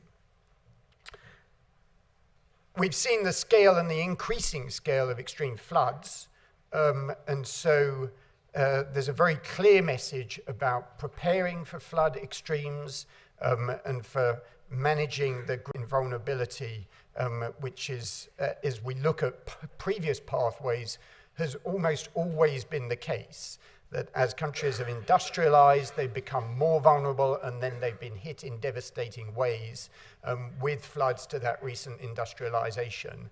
The ways of actually getting out of that apparently inevitable cycle, which we see as we look around the world. And also, in the mode of leapfrogging, in what ways can we sustain ecosystem services and avoid the build-up, in particular, of restoration and cleanup costs, which have been one of the main sinks and uses of investment in advanced economies over the last decades, has been making up for previous mistakes in terms of ecosystem services. You can see that those messages differ also according to the point in the development pathway that countries happen to be. We've talked about how least developed countries can become trapped in cycles of risk and impact, and so how a broadly based platform of investments around institutions, information, and infrastructure is needed to escape from that trap. For rapidly emerging and industrializing economies, we've recognized the significance of potential lock-in at a time when infrastructure investments are usually at their highest as a percentage of GDP. So these are when the really crucial choices are being made, where one can actually avoid the build-up of vulnerability and also safeguard ecosystem services to avoid those delayed cleanup and recovery costs. And then in developed economies, we see a stock of assets, many aging assets, and mature institutions, and yet the world is changing. And so we have pressures of climate change, of varying versions of demographic change, and changing structure of economies. And so there is a requirement there to think about, in particular, institutional reforms, which can recast the way in which those that stock of infrastructure assets is managed. Those are some key insights, but the other thing we've highlighted is the way in which those lessons are complex and context-specific, that solutions are local, and it's going to involve very difficult choices. So each of these investment decisions involves hard trade-offs. It involves careful analysis. We like to talk about no regrets and win-win solutions, low-hanging fruit. Frankly, I think there are very few of them around.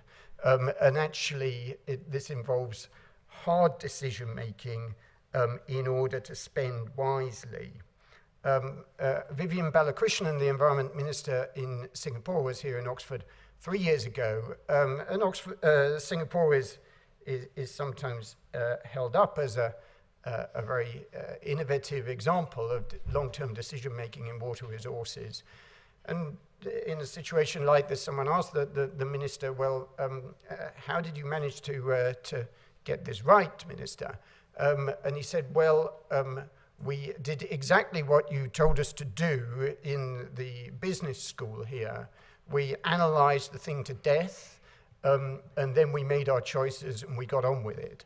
So this is not a license for paralysis by analysis, but it is a call for careful analysis, which is in proportion to the difficult, complex choices which are facing investors in water security.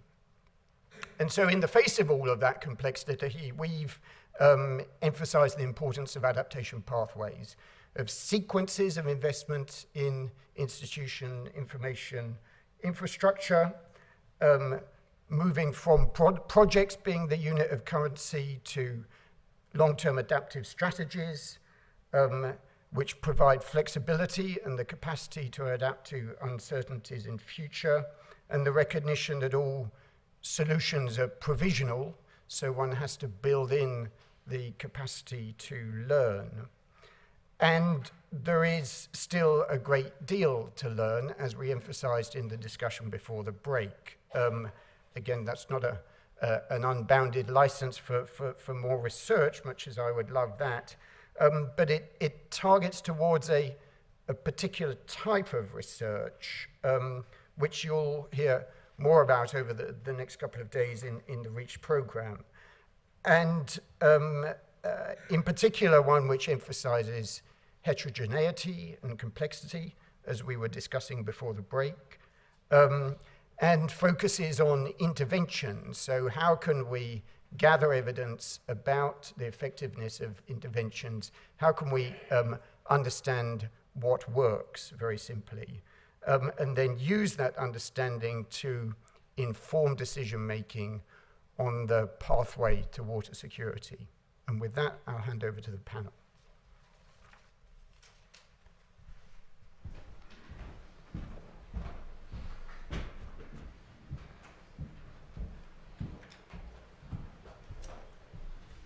Thank you, Jim. That was an excellent summary and queuing up the discussion for the panel. I apologize for all the walking. Apparently, the step here is a hazard. And for those of you who have met me, I'm very short, so I need to take the stairs around the side. I apologize.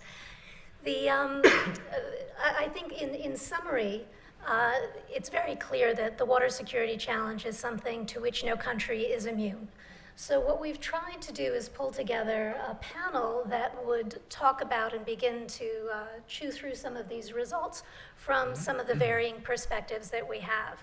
So we have representatives on the panel who have devoted their lives, and their organizations are devoted to focusing on water from an environmental perspective, with a focus on developing countries, a focus on developed countries, and a group who personally have worked across IGOs, NGOs, national governments, and intergovernmental organizations. So we're trying to pull together some varying perspectives.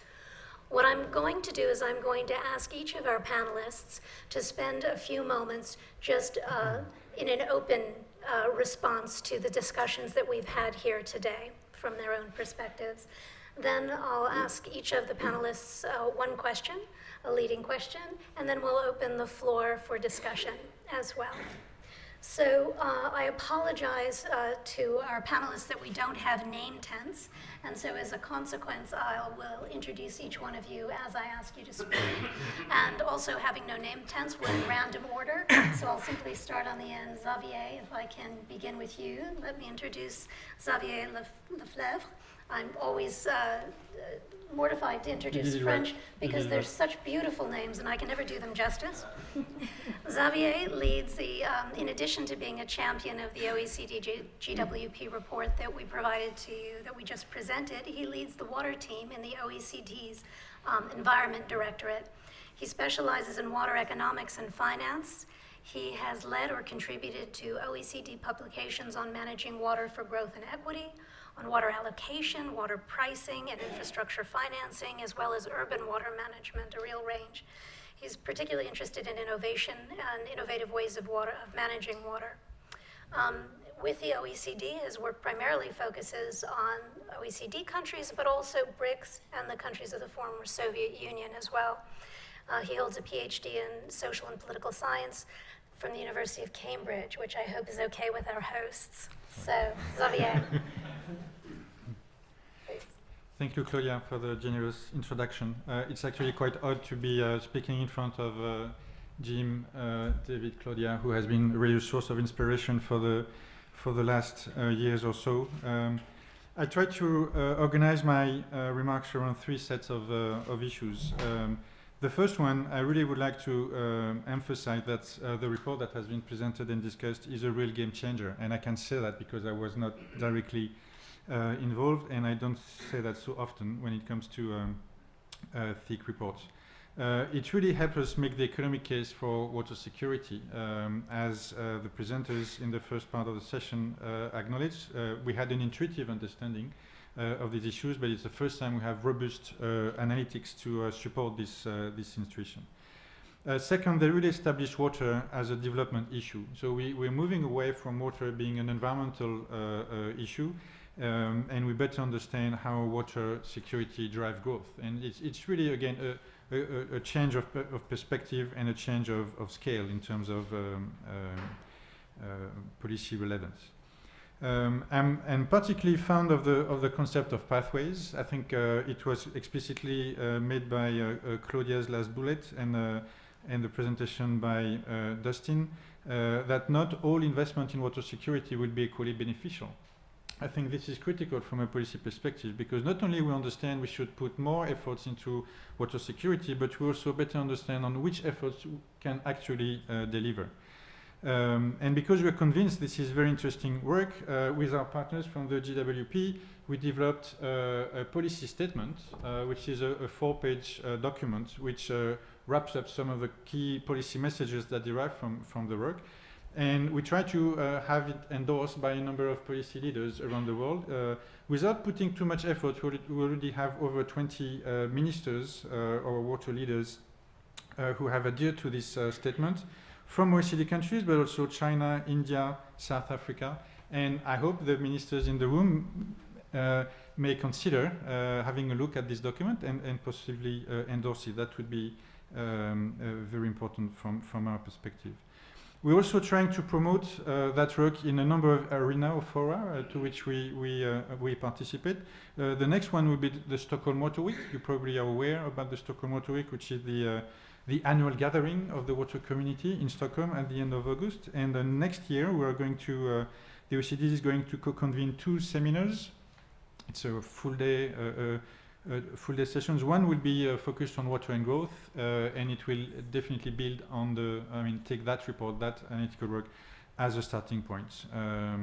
So we hope that we can play an active role in promoting the main outcome of that work and the ethical framework, because we do think that it can help our member countries and beyond to reframe the way they approach water security. My work at the OECD is to talk to governments, and there are very concrete ways in which I use that work to help governments think differently about water policies, and we hope for the better.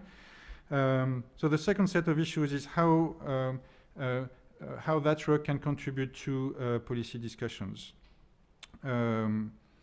Here I would like to emphasize, I have already emphasized the strength of the report. I would like to highlight maybe 3 issues which may deserve further attention or further research.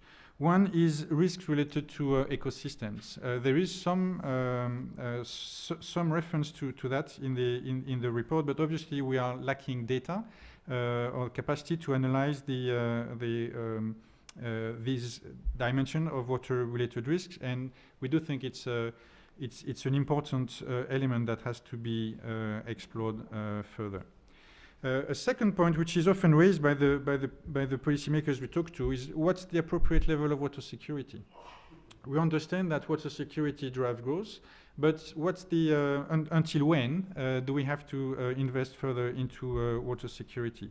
At the OECD, we've done some work on related issues. We tend to think it still is a policy discussion. It's a policy issue. What's the appropriate level of risk a community is willing to take? And how much are people willing to pay for that level of security? We do think it's a policy issue, but the political discussion may benefit from further analytical work, and we would be very interesting to see if further work on this issue could be considered.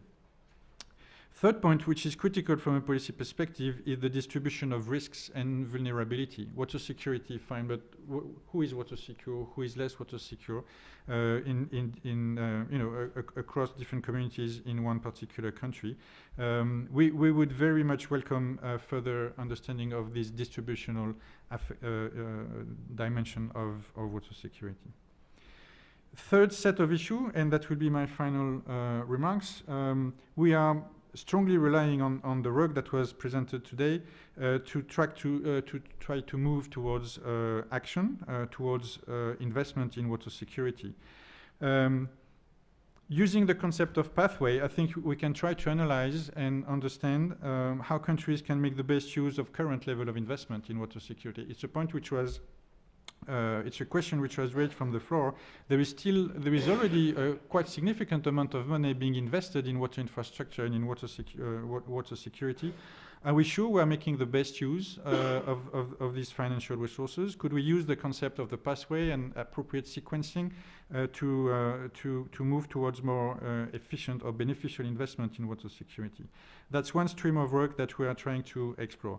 The second one is related to the same issue of how to make the financing case for investment in water security. Our experience is that there is a gap between the economic case and the financing case. It's not because we have a strong economic case for investment in water security that this investment will materialize.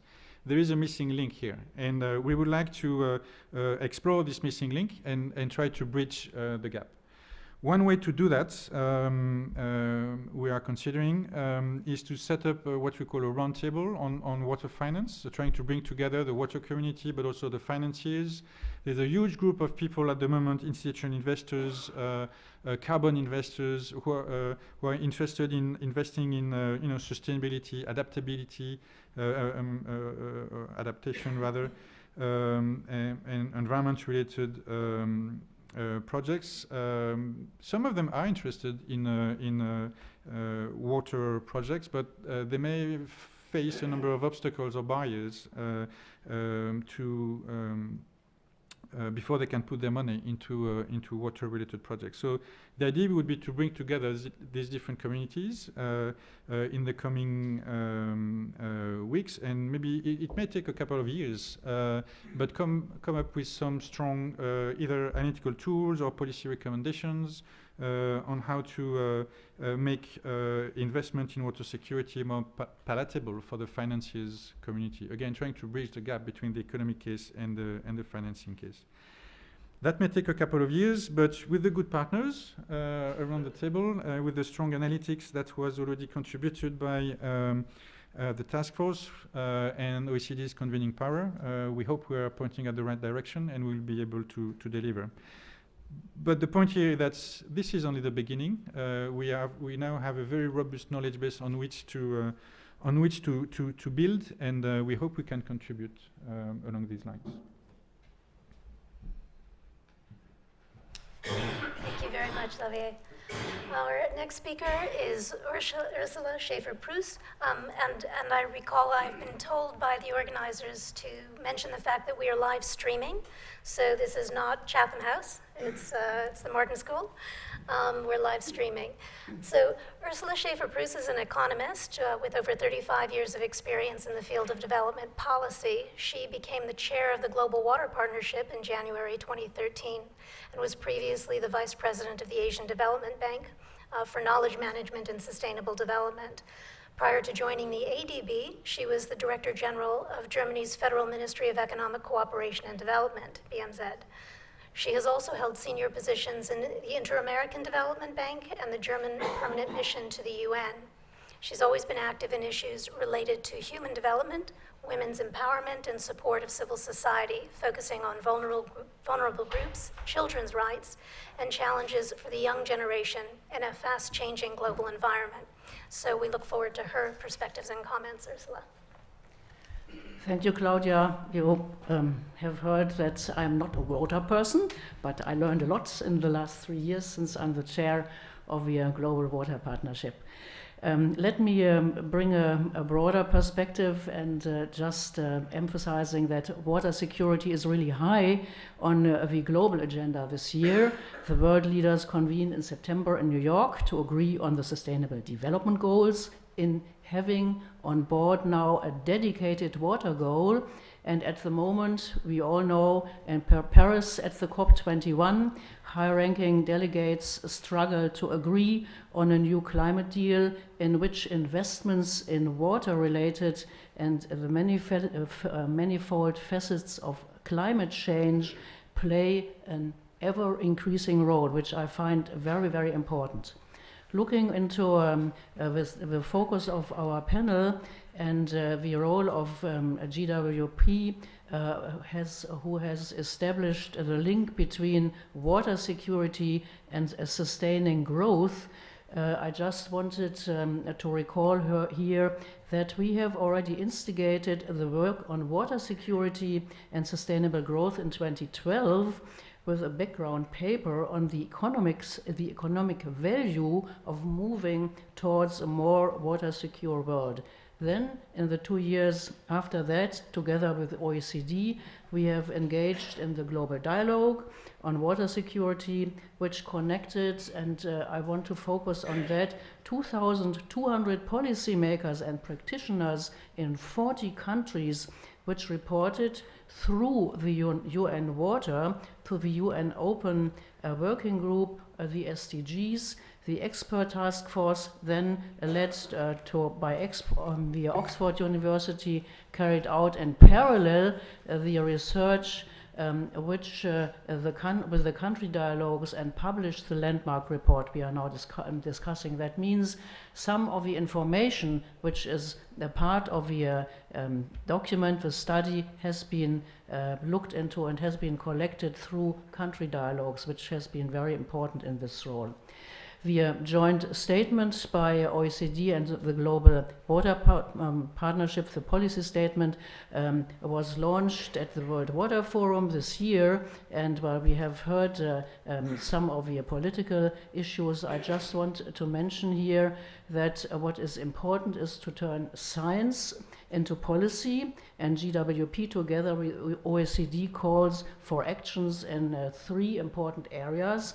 Invest in water security, this is what we are discussing now, how to do it, and then invest in risk management, which is really a very complicated issue, and invest in knowledge, people and partnerships, which is very dear to the heart of the Global Water Partnership, including the multi-stakeholder involvement, capacity development, also looking into the involvement of the people on the ground, the youth and women. What will GWP now in the future, in this context, focusing on in the next 15 years, when we look into the SDG context, in the framework of the overall SDG goals, but also looking into the results of the study? I do think what we have to do, and this is really a work in progress, but I want to present this to you here as food for further thought. We should focus on how to leverage these historic opportunities to shape the world's water resource agenda for the decade to come. The question to be addressed here is how GWP, the Global Water Partnership, can build on the results of the Oxford research to evolve into a leading platform for discussing water and sustainable development issues. To my view, a special focus should be given to Africa, which suffers from the challenges of climate variability, hampering its socio-economic development. It should be possible for the Global Water Partnership, together with other interested partners, to develop a strong value proposition for Africa based on the results and the recommendations of the joint GWP OECD Task Force report, also building on the joint work already going on with our partners on the ground related to the MCAW, the African Council of Ministers for Water, and the program we have together on water, climate and development, the WACDEP, and also looking into the integrated water management program. That means we have actual programs in which we really could include some of the thinking and move it forward. Let me come back to the issue of science into policy. This really demands an understanding of the local political economy and global level research and proposed solutions which have to be adapted to meet the realities faced by the practitioners on the ground. I think this is a real challenge. Too often we present ideas on solutions that are just too impracticable to, in many countries, to be translated into action. So this is something we will continue to be actively involved in, and we are very happy to be part of this dialogue, how we can really, through our stakeholder platforms on the ground, transform the scientific findings into a language which then can be related to political decisions for the people on the ground. Thank you very much. Thank you very much, Ursula. It's fascinating to see the different takes and the different directions that the same information can lead different players. So it's very rich to hear the discussion. And for yet another perspective, we have Dr. Giulio Boccaletti from the Nature Conservancy. He's the managing director for water. He leads one of the world's largest teams of freshwater scientists and on-the-ground practitioners. Trained as a scientist himself, he's an expert on environmental and economic sustainability. He and his team work to identify, test, and deploy innovative large-scale strategies that demonstrate how investments in nature will enable us to secure the water we need to prosper. Before joining the Nature Conservancy, Giulio was a partner at McKinsey & Company, where he co-founded and ran its water practice, working with countries and companies on strategic issues related to water security. He's actually trained as a physicist and started his career as a physical oceanographer at Princeton and MIT. He was named a Young Global Leader by the World Economic Forum and is a member of the Global Agenda Council on Water. Giulio, please. Thank you. It's a varied career, I'm afraid. So I thought I'd do three things. I'd make an observation, a comment, and then a sort of comment on the potential future research.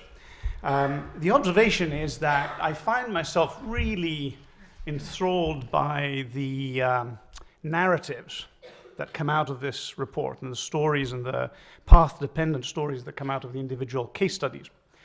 And I think that's incredibly important, and sometimes I think we don't give enough credit to the ingenuity that went into solving some pretty complicated problems in complicated times. And those case studies really represent this. One of the interesting ones that was referred to earlier was the Colorado River that was mentioned in the video that we all saw earlier. So the Colorado River is, as many of you probably know, is a closed basin. It doesn't reach the sea much anymore.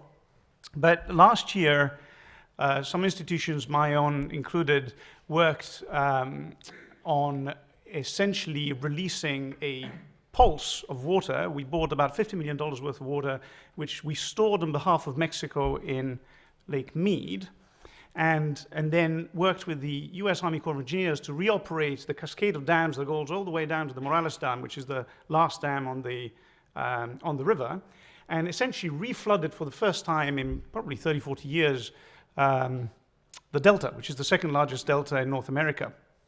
And what's striking to me is we couldn't have done any of that without the institutions that were developed over the last 100 years, as imperfect as they are, and the water market of the West is kind of imperfect in many ways, and with the engineering that was there, because we used the existing engineering to solve a problem. And I should also point out, by the way, this came about in part because the alternative was for Mexico to build additional storage, and there were some issues with Mexico delivering the storage at the time. So I guess what I'm saying is that it's interestingly complicated, and the case studies that you've highlighted demonstrate that, and it's not always a negative story. Life's complicated, right? So that's kind of the observation.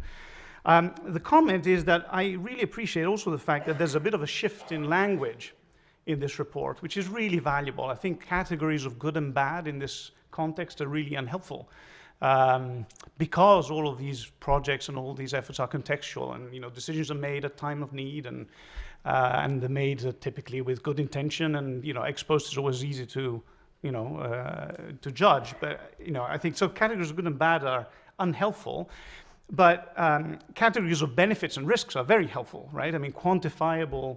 And I want to emphasize the benefit side. We talked a lot about the risk framework, but I think that the benefits framework is really even more important. And I say that because my observation is that one of the challenges we face is things are getting worse. The hydrology is getting more complicated, for one. And it's getting worse also another way, which is a lot of the people that face the biggest problems don't have the money to fund or finance the solution. And so they have to convince other people to put the money. And those other people want to see things happen, value different things. And so being able to articulate what the values are, what you get out of putting money in the ground, whether it's for an infrastructural project or investments in environmental restoration or whatever it is, it's particularly important. The comment I'd make, though, is that often those values have nothing to do with water.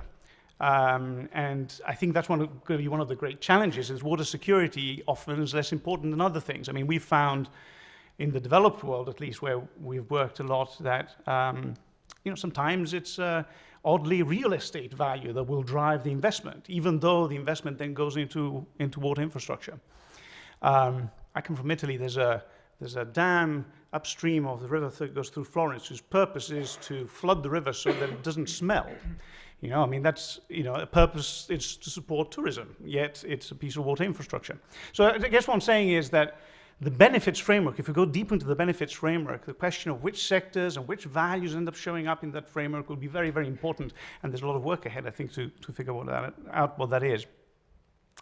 So that was kind of the observation. Is I like the stories, and I think they remind us of how difficult this stuff is and how contextual it is. The benefits framework, I think, is incredibly important. I can't emphasize enough how valuable it is that you've established that you need it. The third point is about the future and kind of the research agenda that I see, and there's lots of things that I could say and that others will say better than me. One plug I'd like to make is to not completely dismiss the project-by-project world, because the fact of the matter is that most of the world is doing that today. If you go to the Balkans today, there are hundreds of dams that are being built one at a time. That's reality, and there's very little that we in this group will be discussing. By the time we've decided, those dams will be built one way or the other. And I think that in the context of a benefits framework, we can still do better than what we have today. I think that there's a lot to be said about how to think about project-specific benefits. How do you design the dams themselves, the pieces of infrastructure, the waterworks? How do you design the operating rules? How do you decide where you put them? And so I hope we don't leapfrog to kind of graduate work before we've sort of actually addressed the much more mundane, but in many ways very interesting question of all of these countries that are building one project at a time, and who could probably do it much, much better, who could probably get a much better deal for themselves if they had the information and if they had the assistance to do so. So I'll stop there. Thank you. Thank you, Giulio. So it's very interesting. The initial comments by Xavier on the sort of primarily developed country focus on the need for investment and innovations in financing. The comments from Ursula, which focus more on a developing country context and the need to reach to different stakeholder groups and to keep in mind really the complexity of the whole development spectrum, not just straight growth.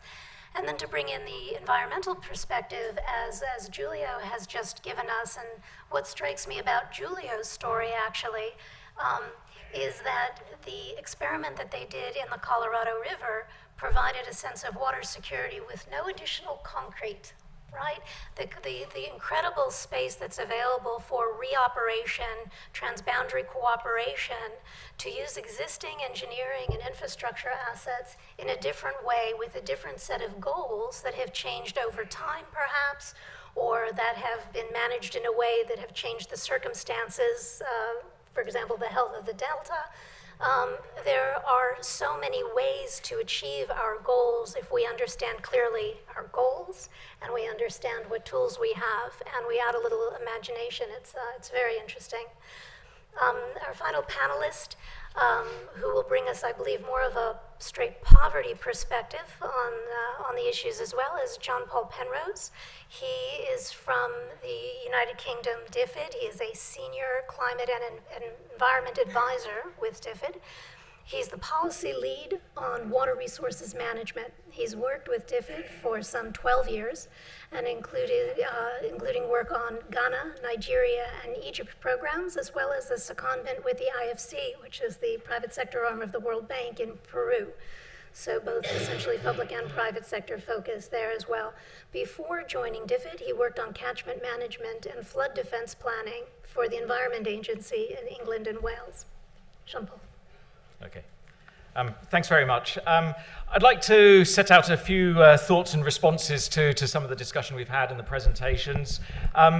And some of the challenges, I guess, for the REACH program and more broadly for those of us who work on water security and want to try and deliver that, including some issues, I think, around the partners who we work with and the partnerships that we form, some of the challenges in delivering water security, the political economy, the issues of governance, and some of the lessons learnt, and some of the elephants in the room, if you like, the political hot potatoes that we tend to shy away from, like water pricing and valuation, things like that, which can be a tricky area to work around. But just to begin, DFID has supported the Global Water Partnership for a number of years, so we're very pleased that GWP worked with OECD and the University of Oxford to deliver what I think is a very authoritative piece of work. It's an excellent piece of work which really sets a helpful framework for all of us who work on water security. I think one of the roles that GWP can play in this, taking it forward, is through its network. GWP, if you don't know, has an amazing network of partners in different countries and regions around the world, in the developing countries in particular. And I think one of the elements of water security is around voice and accountability, and that's I'll touch on that a little bit later, but one of those areas I think GWP can engage on and take this work further. Now, I don't want to be contrary, but I guess it's worth just asking whether water security really is a defining global development agenda. It certainly would be to all of us who work on water security, but I work in a ministry, frankly, where not everyone, if you asked our senior management, if you asked what their defining global development agendas would be, frankly, not all of them would necessarily say water. They certainly see water as an important issue. It's clearly critical for delivering our poverty reduction goals, and DFID is pure and simple focused on poverty eradication.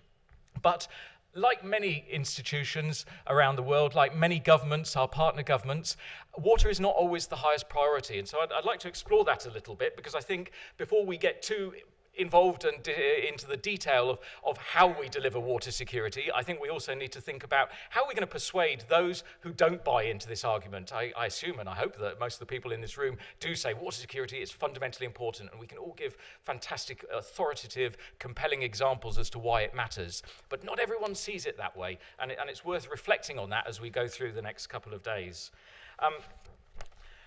And what are some of the challenges? I mean, I think, as was discussed in the presentations earlier, I mean, water underpins so much of our economic and human development challenges and how we sort of drive industrial, agricultural, economic development. But there's a problem that everybody's problem becomes nobody's problem. And I think that we sort of need to sort of reflect on how we're going to overcome that challenge. We also need to think a little bit, as most of us come from a background where we do work on projects, and we tend to like a nice technical fix. And I think we need to get this balance between software and hardware. And I mean by that, the hardware, the technical fixes, delivering good hydrological solutions to water insecurity challenge. But we need to think about the software, the governance, the institutions, and clearly you've talked about it, the team presenting today have talked about that, but it can tend to sort of go a little bit down the scale in the desire to actually find solutions. And I think one of the issues is that many of the investments we could make won't necessarily directly deliver solutions. They will be about supporting and strengthening the institutions, the capacity of governments to deliver, and not just central government, but local government as well. So I think we need to sort of just always have a little bit of a sense check in our work, and the REACH program does, to ensure that we're getting that balance between the software, the hardware, if you like. broadly, one of the questions is really why is there a massive water investment deficit? Now, I read so many different figures about what the investment deficit actually is, but one of the figures that looks quite compelling is $198 billion a year on water. That's water and sanitation, flood defences, irrigation. It's large. Now, whether it's half that or double that, it's still a significant figure. So why does that deficit exist if it was such an important priority? And I think that there's some fundamental issues there. And I think it does come down to some of the political economy and the incentives and the disincentives for investing in water security. And I guess one of the questions that perhaps the ministers might like to ask of us is what we could do as a body of people working on water security is how can we make your job that bit easier? Because my sense is years ago I worked in Ghana, and the Minister of Environment over a beer one day said, I do sit at the cabinet table, but the President sits there and I sit here, and it's very hard to get the funds released for environment and science investments, which was his portfolio. And there is a real challenge, and there are so many competing issues, because as we've talked about, it's a crowded agenda. And who wouldn't want to invest in education? But equally, who doesn't want to invest in a government in fiscal reform? There are so many issues, health, education, transport, that should be and could be priorities. So how does water fit in? And I guess one of the challenges for the REACH programme is to help place water in that decision-making frameworks that governments can make an informed decision about where their priorities lie. And incidentally, I think that one of the important issues is that not all investments to deliver water security need to be delivered through water investments direct. Investment in roads may, for instance, help deliver much greater benefits for people who suffer from water insecurity by ensuring they have access during times of flood, for instance. Investments, we've traditionally argued that to get girls into school in many countries, we need to provide effective clean water and sanitation. But is that a solution that needs to be delivered by a team of water and sanitation experts, or by an investment in education and perhaps through results-based financing? There's been some interesting work, I believe, in Bangladesh around this. So our investments will need to be a bit more fleet-footed, not always necessarily in water. And I think there's also an interesting thing to think about, that water is often seen as an environmental issue, a climate issue. I like looking at how the private sector looks at water risks. The private sector will typically just look at the suite of risks as part of its overall due diligence approach. It will look at water alongside the way that it would look at legal compliance and other regulatory risks, all sorts of risks, and it will balance it. So it doesn't come weighted, as frankly it does in DFID, where we see water as an environment issue, and do we believe water environment issues are a higher priority than health and human development? I think that the private sector tends to cut through some of those false divisions and those dichotomies that are created, and actually tries to come through solutions. And incidentally, I think that's why a risk approach is particularly helpful, because in the public sector, when we see risk, and certainly when we see uncertainty, the knee-jerk reaction is to turn our back and move away from it. I think the private sector perhaps looks at risk in a more head-on manner, and the public sector is increasingly doing so. I think there's some great work the Environment Agency's done on tidal flood risk management in the Thames Estuary and other tidal estuaries in England and Wales. And I think that we need to do more of that, heading on, facing off risks, and not allowing uncertainty to stymie us into a sort of a paralysis. Some of the other barriers and challenges I think that I hope we will see emerge during the process of the 7 years of the REACH programme are some of the political hot potatoes, the elephants in the room. If we invest in water and sanitation, if we invest in water for irrigation, we don't necessarily always provide long-term sustainable solutions if we're not addressing some of the underlying problems about inefficient allocation and management of water. And not everyone necessarily agrees with this, but I think that we do need, with a sustainability and an equity lens, to look at issues of pricing, the valuation of water, the pricing, and how we can then consider whether reform is an appropriate tool for us. And as I say, again, it always has to be with a poverty lens. How will the poor be impacted by pricing? But I think that evidence suggests that subsidy for water, for drinking water in cities, for instance, does not necessarily benefit the poor. It tends to benefit elites. And then very quickly, some of the work that I think is important around partners and partnerships. Traditionally, I mean, I think that it's fantastic that we've got representatives from national governments and ministers, no less, which is an important part of the story. Governments and national government can set the framework, the enabling environment to actually incentivize public and private investment in water security.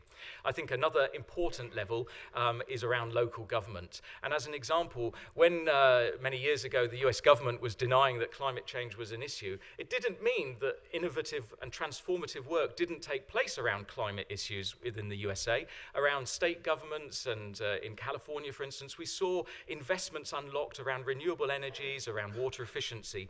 And so I think that no matter how, national governments have got a key role to play, and when they set the framework right and the rules of the game, it makes life so much easier. But there's another tier of delivery which is around municipalities, a local government, which I think has a critical role to play, particularly as we move into an urbanizing world. As I said, the private sector's got a key role to play as partners, and I think the REACH program is already discussing how it can engage with the private sector. But it's not just about unlocking private sector capital, important as that's going to be if we're going to address the investment deficit. I think it's the skills and experience that the private sector can bring. As I said, how the private sector addresses risk issues, that I think is important. And another perhaps less obvious entry point is that the private sector can cut through some of the barriers to dialogue with the key decision makers. Now, budgets are determined by the Ministry of Finance in association perhaps with the Ministry of Economic Planning. A CEO of a company that invests in a country has the scope to talk to the Minister of Finance and say water is a critical issue in a way that us who work on water resources issues find quite difficult to do so. That comes with risks, but provided that, again, that transparency and accountability are part of that dialogue, then I think that's an interesting dynamic that we should explore. And I think also water security affects different groups differently, and DFID has placed great emphasis and continues to place great emphasis on the role of women and girls. Women are 4 times more likely to be killed in a flood event than men. And that clearly suggests that we need to respond to the management of risks in different ways for different groups. Just as deteriorating water quality within a catchment will affect a company in one way, it might affect productivity and profitability. For a community nearby, it may affect mortality and morbidity. So the same risk plays out differently for different parts of society and different stakeholders, which determines the kind of responses that we should be beginning to deliver. Finally, another quick point, communications. I think that there is a real challenge. Not everyone does agree water security is the big agenda that we think it is. And we've really got to think more innovatively about how we get that message across. And I don't have any solutions to that, but I suspect that communication solutions will not come necessarily from people in this room. We need to bring people in who can get that message across at a political level, at a societal level, and to influence businesses as well. I'm always struck by Hans Rosling, who does amazing presentations on the development agenda. I mean, so do a Hans Rosling on water. Just turn it around, or even better, get Hans Rosling to do water. But I mean, I really think there is a challenge for you to really, in the REACH team, think about how you communicate these critical messages. Finally, I think I'd like to just talk about partnerships. I think it's amazing. We're very delighted that Oxford is leading this REACH program, a 7-year research program into tackling the causes and identifying approaches and pathways to improving water security for poor people. And I'm impressed already that we have representatives from the key observatory countries, from Kenya, from Bangladesh, from Ethiopia. But what we really see is Oxford being an important, prestigious, and a centre of excellence for research, drawing in the very best from institutions in the UK, centres of excellence around the world, and particularly and really placing great focus on strengthening the capacity of southern institutions to deliver, because ultimately water is managed locally. There are key global dimensions, but local solutions will be important. They need to be contextual, and so working with institutions who can lead this research and deliver the appropriate responses in their countries is really critical. So I think key lessons, technical fixes are not enough. We need to do the software too. The political economy matters. There are key incentives and disincentives for delivering water security. Ignore them at our peril. Local solutions delivery is important. We need to find mechanisms to deliver that. We need to find new ways of working, new partnerships with mayors, with local government, with the private sector, and we need to give voice to the voiceless. The poor tend to bear the cost of poor water management, as does the environment. So we need to give a voice to those voiceless communities. And on data and uncertainty, good enough might well be better than excellence if it means we can make decisions. And I think we need to learn how to make decisions in the face of uncertainty so that we can deliver now for the critical challenges. Thank you. Thank you very much, Jean-Paul, and you've beautifully summarized so many of the lessons and so many of the caveats that we need to keep in mind as we try to move toward greater water security. Conscious of the time and the fact that drinks reception follows, and that's often where some of the most interesting conversations do take place, rather than posing questions myself to the panelists, I'd like to open up the floor to a round of comments, questions. The madam from Bangladesh, pink sweater. Test. Thank you very much, the panelists and Claudia. We have been benefited from these discussions. It's very rich discussion for Rich. And especially I have some observations for all the panelists. First one is about Xavier, who mentioned about the risk related to vulnerability. So we already know that there are vulnerability progression theories, there are capacity and vulnerability theory, analysis theories. So how would you like to link that existing theories with the vulnerabilities? Because we have to see the root causes, dynamic causes, and underlying the factors related to these sustainability and adaptability perspectives. And the physical material, then the social, organizational, motivational, attitudinal. There are so many factors related to the vulnerability issues.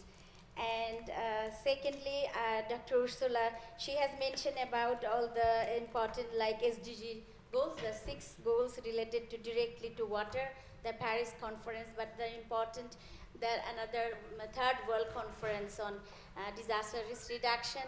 Here, there is clear mentioning about the water-related issues. It just recently happened in March 2015, and gender and water was a special focus there.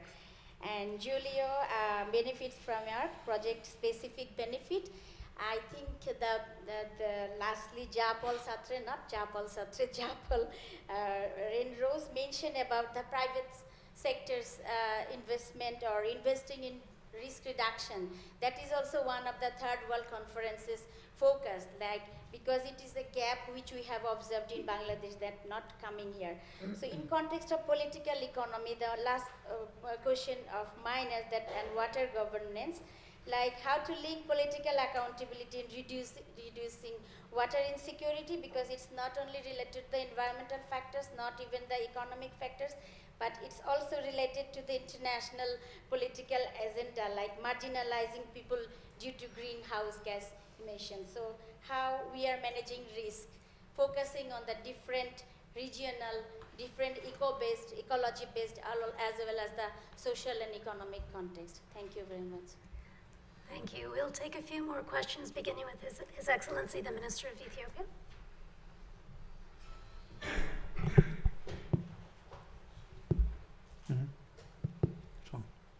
Thank you very much for all the panelists to explain us on very nicely on the issues raised. Actually, mine is on comment. In fact, as all of you said, the world is in different stages. The resources are also the same in different stages. The development is in different stages. All countries are at different levels. So the response that we give for these countries should be at different level, based where they are, what the critical problems these countries have. So the academicians or the universities, when they identified the problems and they propose for the solution, it should be according to the country's status. If you bring all challenges and all solutions for the challenges in one basket, it will not be a solution. It is rather confusing. Because we can easily understand where we are, where the African countries, developing countries, and where the developed countries are concerning the water security or any resource. So my comment is, just as the person from DFID mentioned, we have to look and attention for the local solution. So if you do, when we talk about water security, we have to separate. When we give a solution, we have to give specific solutions, even at least by continents. Otherwise, if you all what we talk is at the world level or at the global level, it will not be give a solution. So please give attention separately to solve the problem. Thank you very much. Thank you, Minister. We'll take one more question. I think Kevin was first up. And we'll take a round then and then another set. Thank you. Hello, Kevin Wheeler from the University of Oxford. I appreciate that Giulio brought up the Colorado River issue. That's an issue that's near and dear to my work. I think one thing I want to emphasize or bring up on this is the need for not only trying to think of the future scenarios, but leaving space for the scenarios, the situations we don't know will arise.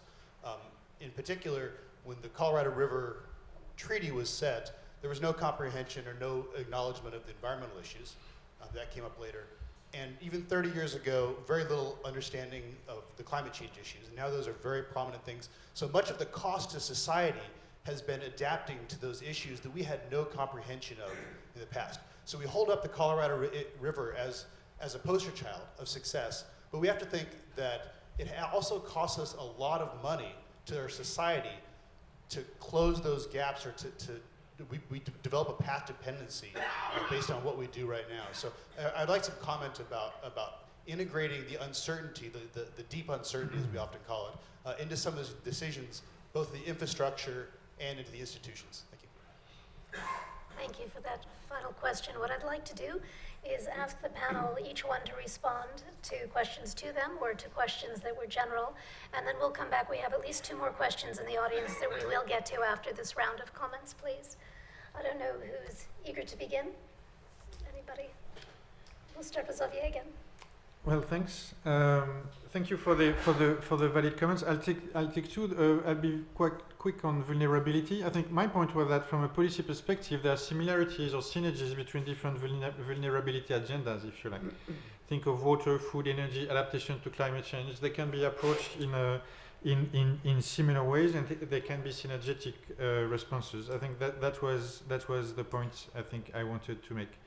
As regards the remarks by Your Excellency, I think we all agree that responses should be tailored to local context. One of the benefits I see from the task force work is that it provides an ethical framework that can help raise the good questions. So it doesn't come up with a standard response, but it helps us understand it helps us frame the right questions. Typically. Are we addressing, for instance, do we have the right approach to sequence different projects? When we focus on infrastructure, do we also consider institution and information and knowledge? I mean, that kind of questions I think are very valid, whatever the context. It's not, in my opinion, this kind of framing is just as relevant for a developed or developing country, and it opens to a range of responses. So having the right analytical framework to frame the issue doesn't lead us to a narrow set of responses, in my opinion. Related to the first question, the SDGs and the disaster risk reduction issues. Indeed, in the 17 goals of the SDGs, disaster risk reduction did not receive the focus which it should have received. It is mainly, in a way, included in the urban goal, but not so much in the others. And the challenge with the Sendai framework has been that, unfortunately, water did not get the focus it should have gotten. But what is now going on, that one really further looks into the arrangements for the Sendai framework and the disaster risk reduction, so that the work in that context really focuses more on the water risk, because water is really the highest risk related to disasters.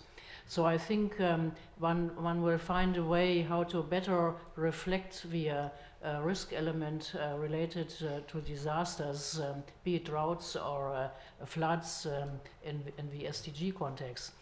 Then I would also want to re-emphasize what has been said regarding local solutions. We really have to find local solutions, and for that the Global Water Partnership with their 84 country water partnerships all over the world, we provide the space and the platform on the ground to really voice these needs, including the voices of women and children. We have last year and this year launched a strategy in particular for water-related activities where the youth has to come more into the spectrum, and young water leaders and so on. This is now being further refined. The strategy has to be implemented.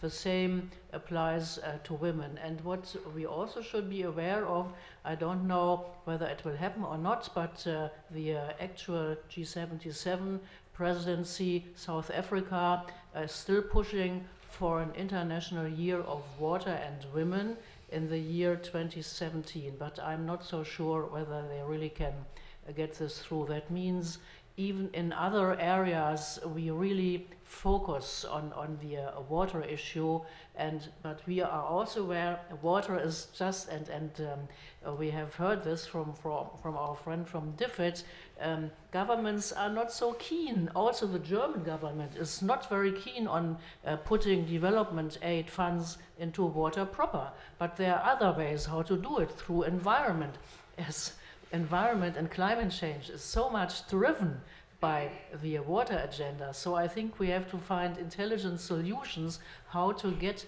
the water agenda being better involved into our overall development cooperation agenda, in particular to support the poor on the ground. Thank you. Sure, I may pick up on this Colorado point. I don't think Colorado is a poster child. I think it's a very interesting and complicated place with lots of things that happen to it. I think your point, though, is really interesting, which is, another way of saying it is, who bears today the risk of that unknown? Who's supposed to underwrite that?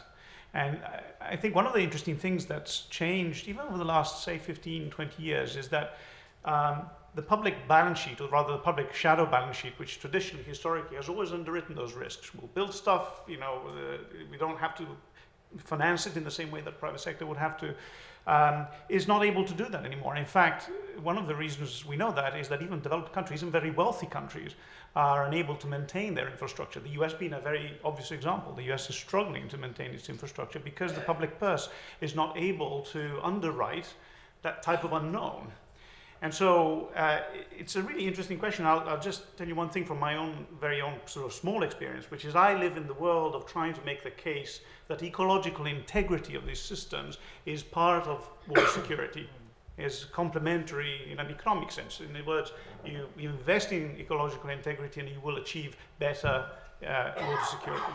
For me to make that case in a context in which the money that I'm supposed to mobilize needs to come from investors who price risk as opposed to public purse that makes political judgments, requires me to make a very stringent case on what risks are associated with ecological integrity, how does it work, how will it work in the future.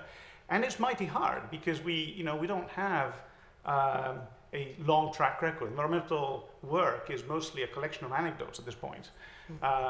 And so who's going to underwrite that building the track record on, restoring forests in order to actually release more water, or, proving that maintaining floodplains is a better and more effective and more cost-efficient answer than just building new infrastructure? It's kind of at least in my view, it's an unanswered question. And so your very point, which is we didn't know then, but the government sort of, at a high cost, bore the risk of that unknown. And now it's not clear who does. And to me, that's one of the biggest challenges to innovation. Okay, well, I think most of the answers have been given, but I mean, just following on from that, I think that it's worth emphasising that most water risks, the cost of them are borne by the poor and the environment, as I said earlier. I think one of the points about local solutions, no one's going to disagree that everything has to be delivered locally, is that it allows it to be delivered contextually. And so in Ethiopia, the issues may not be about delivering water security, because I'm not sure that most governments see that necessarily as their priority, but they are concerned about delivering jobs, they're delivered about growing the economy, and when you can sell the water investment in terms of those fundamental agendas that governments and their constituents and the voters buy into, then I think we've got much more chance of sort of beginning to unlock the finance that's required to deliver water security.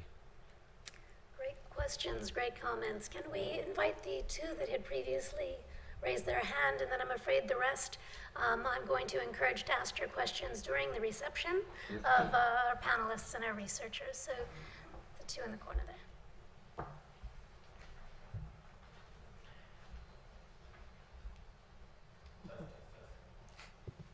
Test. Thanks. I'm Jessica Budds from University of East Anglia. I'm a little surprised. Could you speak a little louder? It's not on. Okay, I'm Jessica Budds from University of East Anglia. I'm a little surprised in the presentations and comments so far that equity hasn't been mentioned very much. If you remember, equity was really at the heart of the 2006 Human Development Report. So I'm just wondering if we're looking at water security primarily in terms of risks and opportunities, how we make sure that those risks and opportunities are distributed fairly among poor groups, economic sectors, and local ecologies. If you can just hand... Test.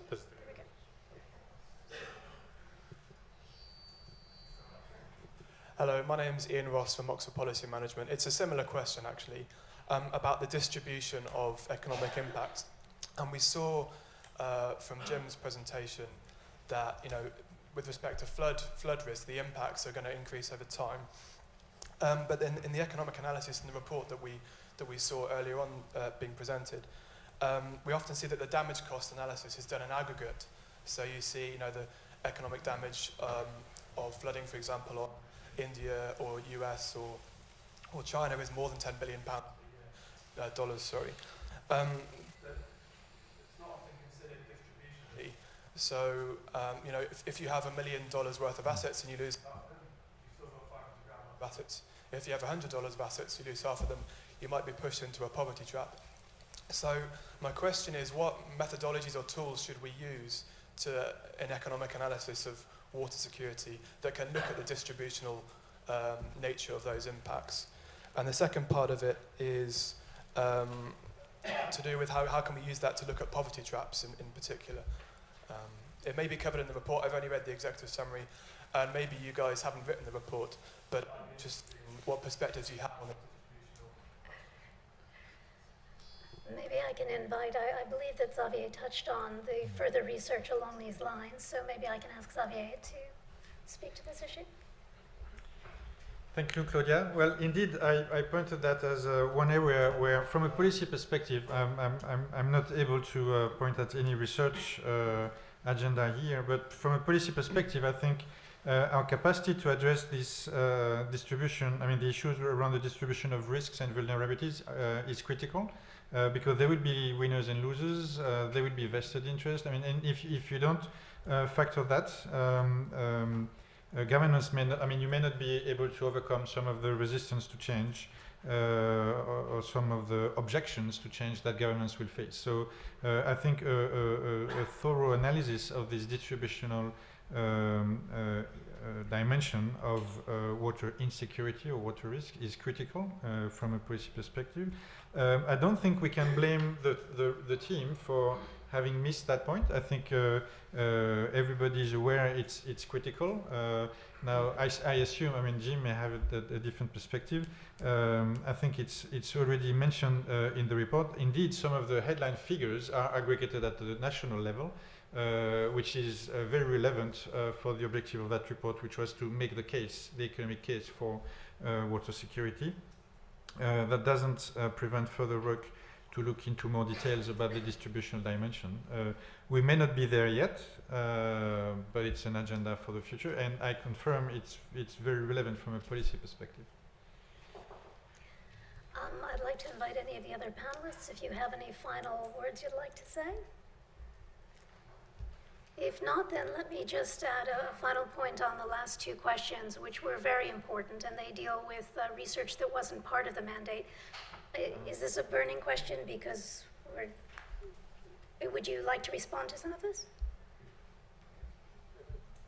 Gentlemen? Another question? Okay. Okay, we'll take one more question. Sorry, and then we'll let me wrap. But let me just, what I had begun to say was the questions that you've asked are exactly the questions that are the focus of the REACH program. Yeah. And so you've really set us up, oh, sorry, I've come through to you. So you've set us up beautifully for the next 2 days. The mandate of the report that you had just seen really looked at national level, global econometrics and analysis, which is important for one set of questions. But as we had to humbly admit to the minister from Bangladesh, it gives us no answers to what exactly needs to be done in any one space. And this speaks as well to the minister from Ethiopia.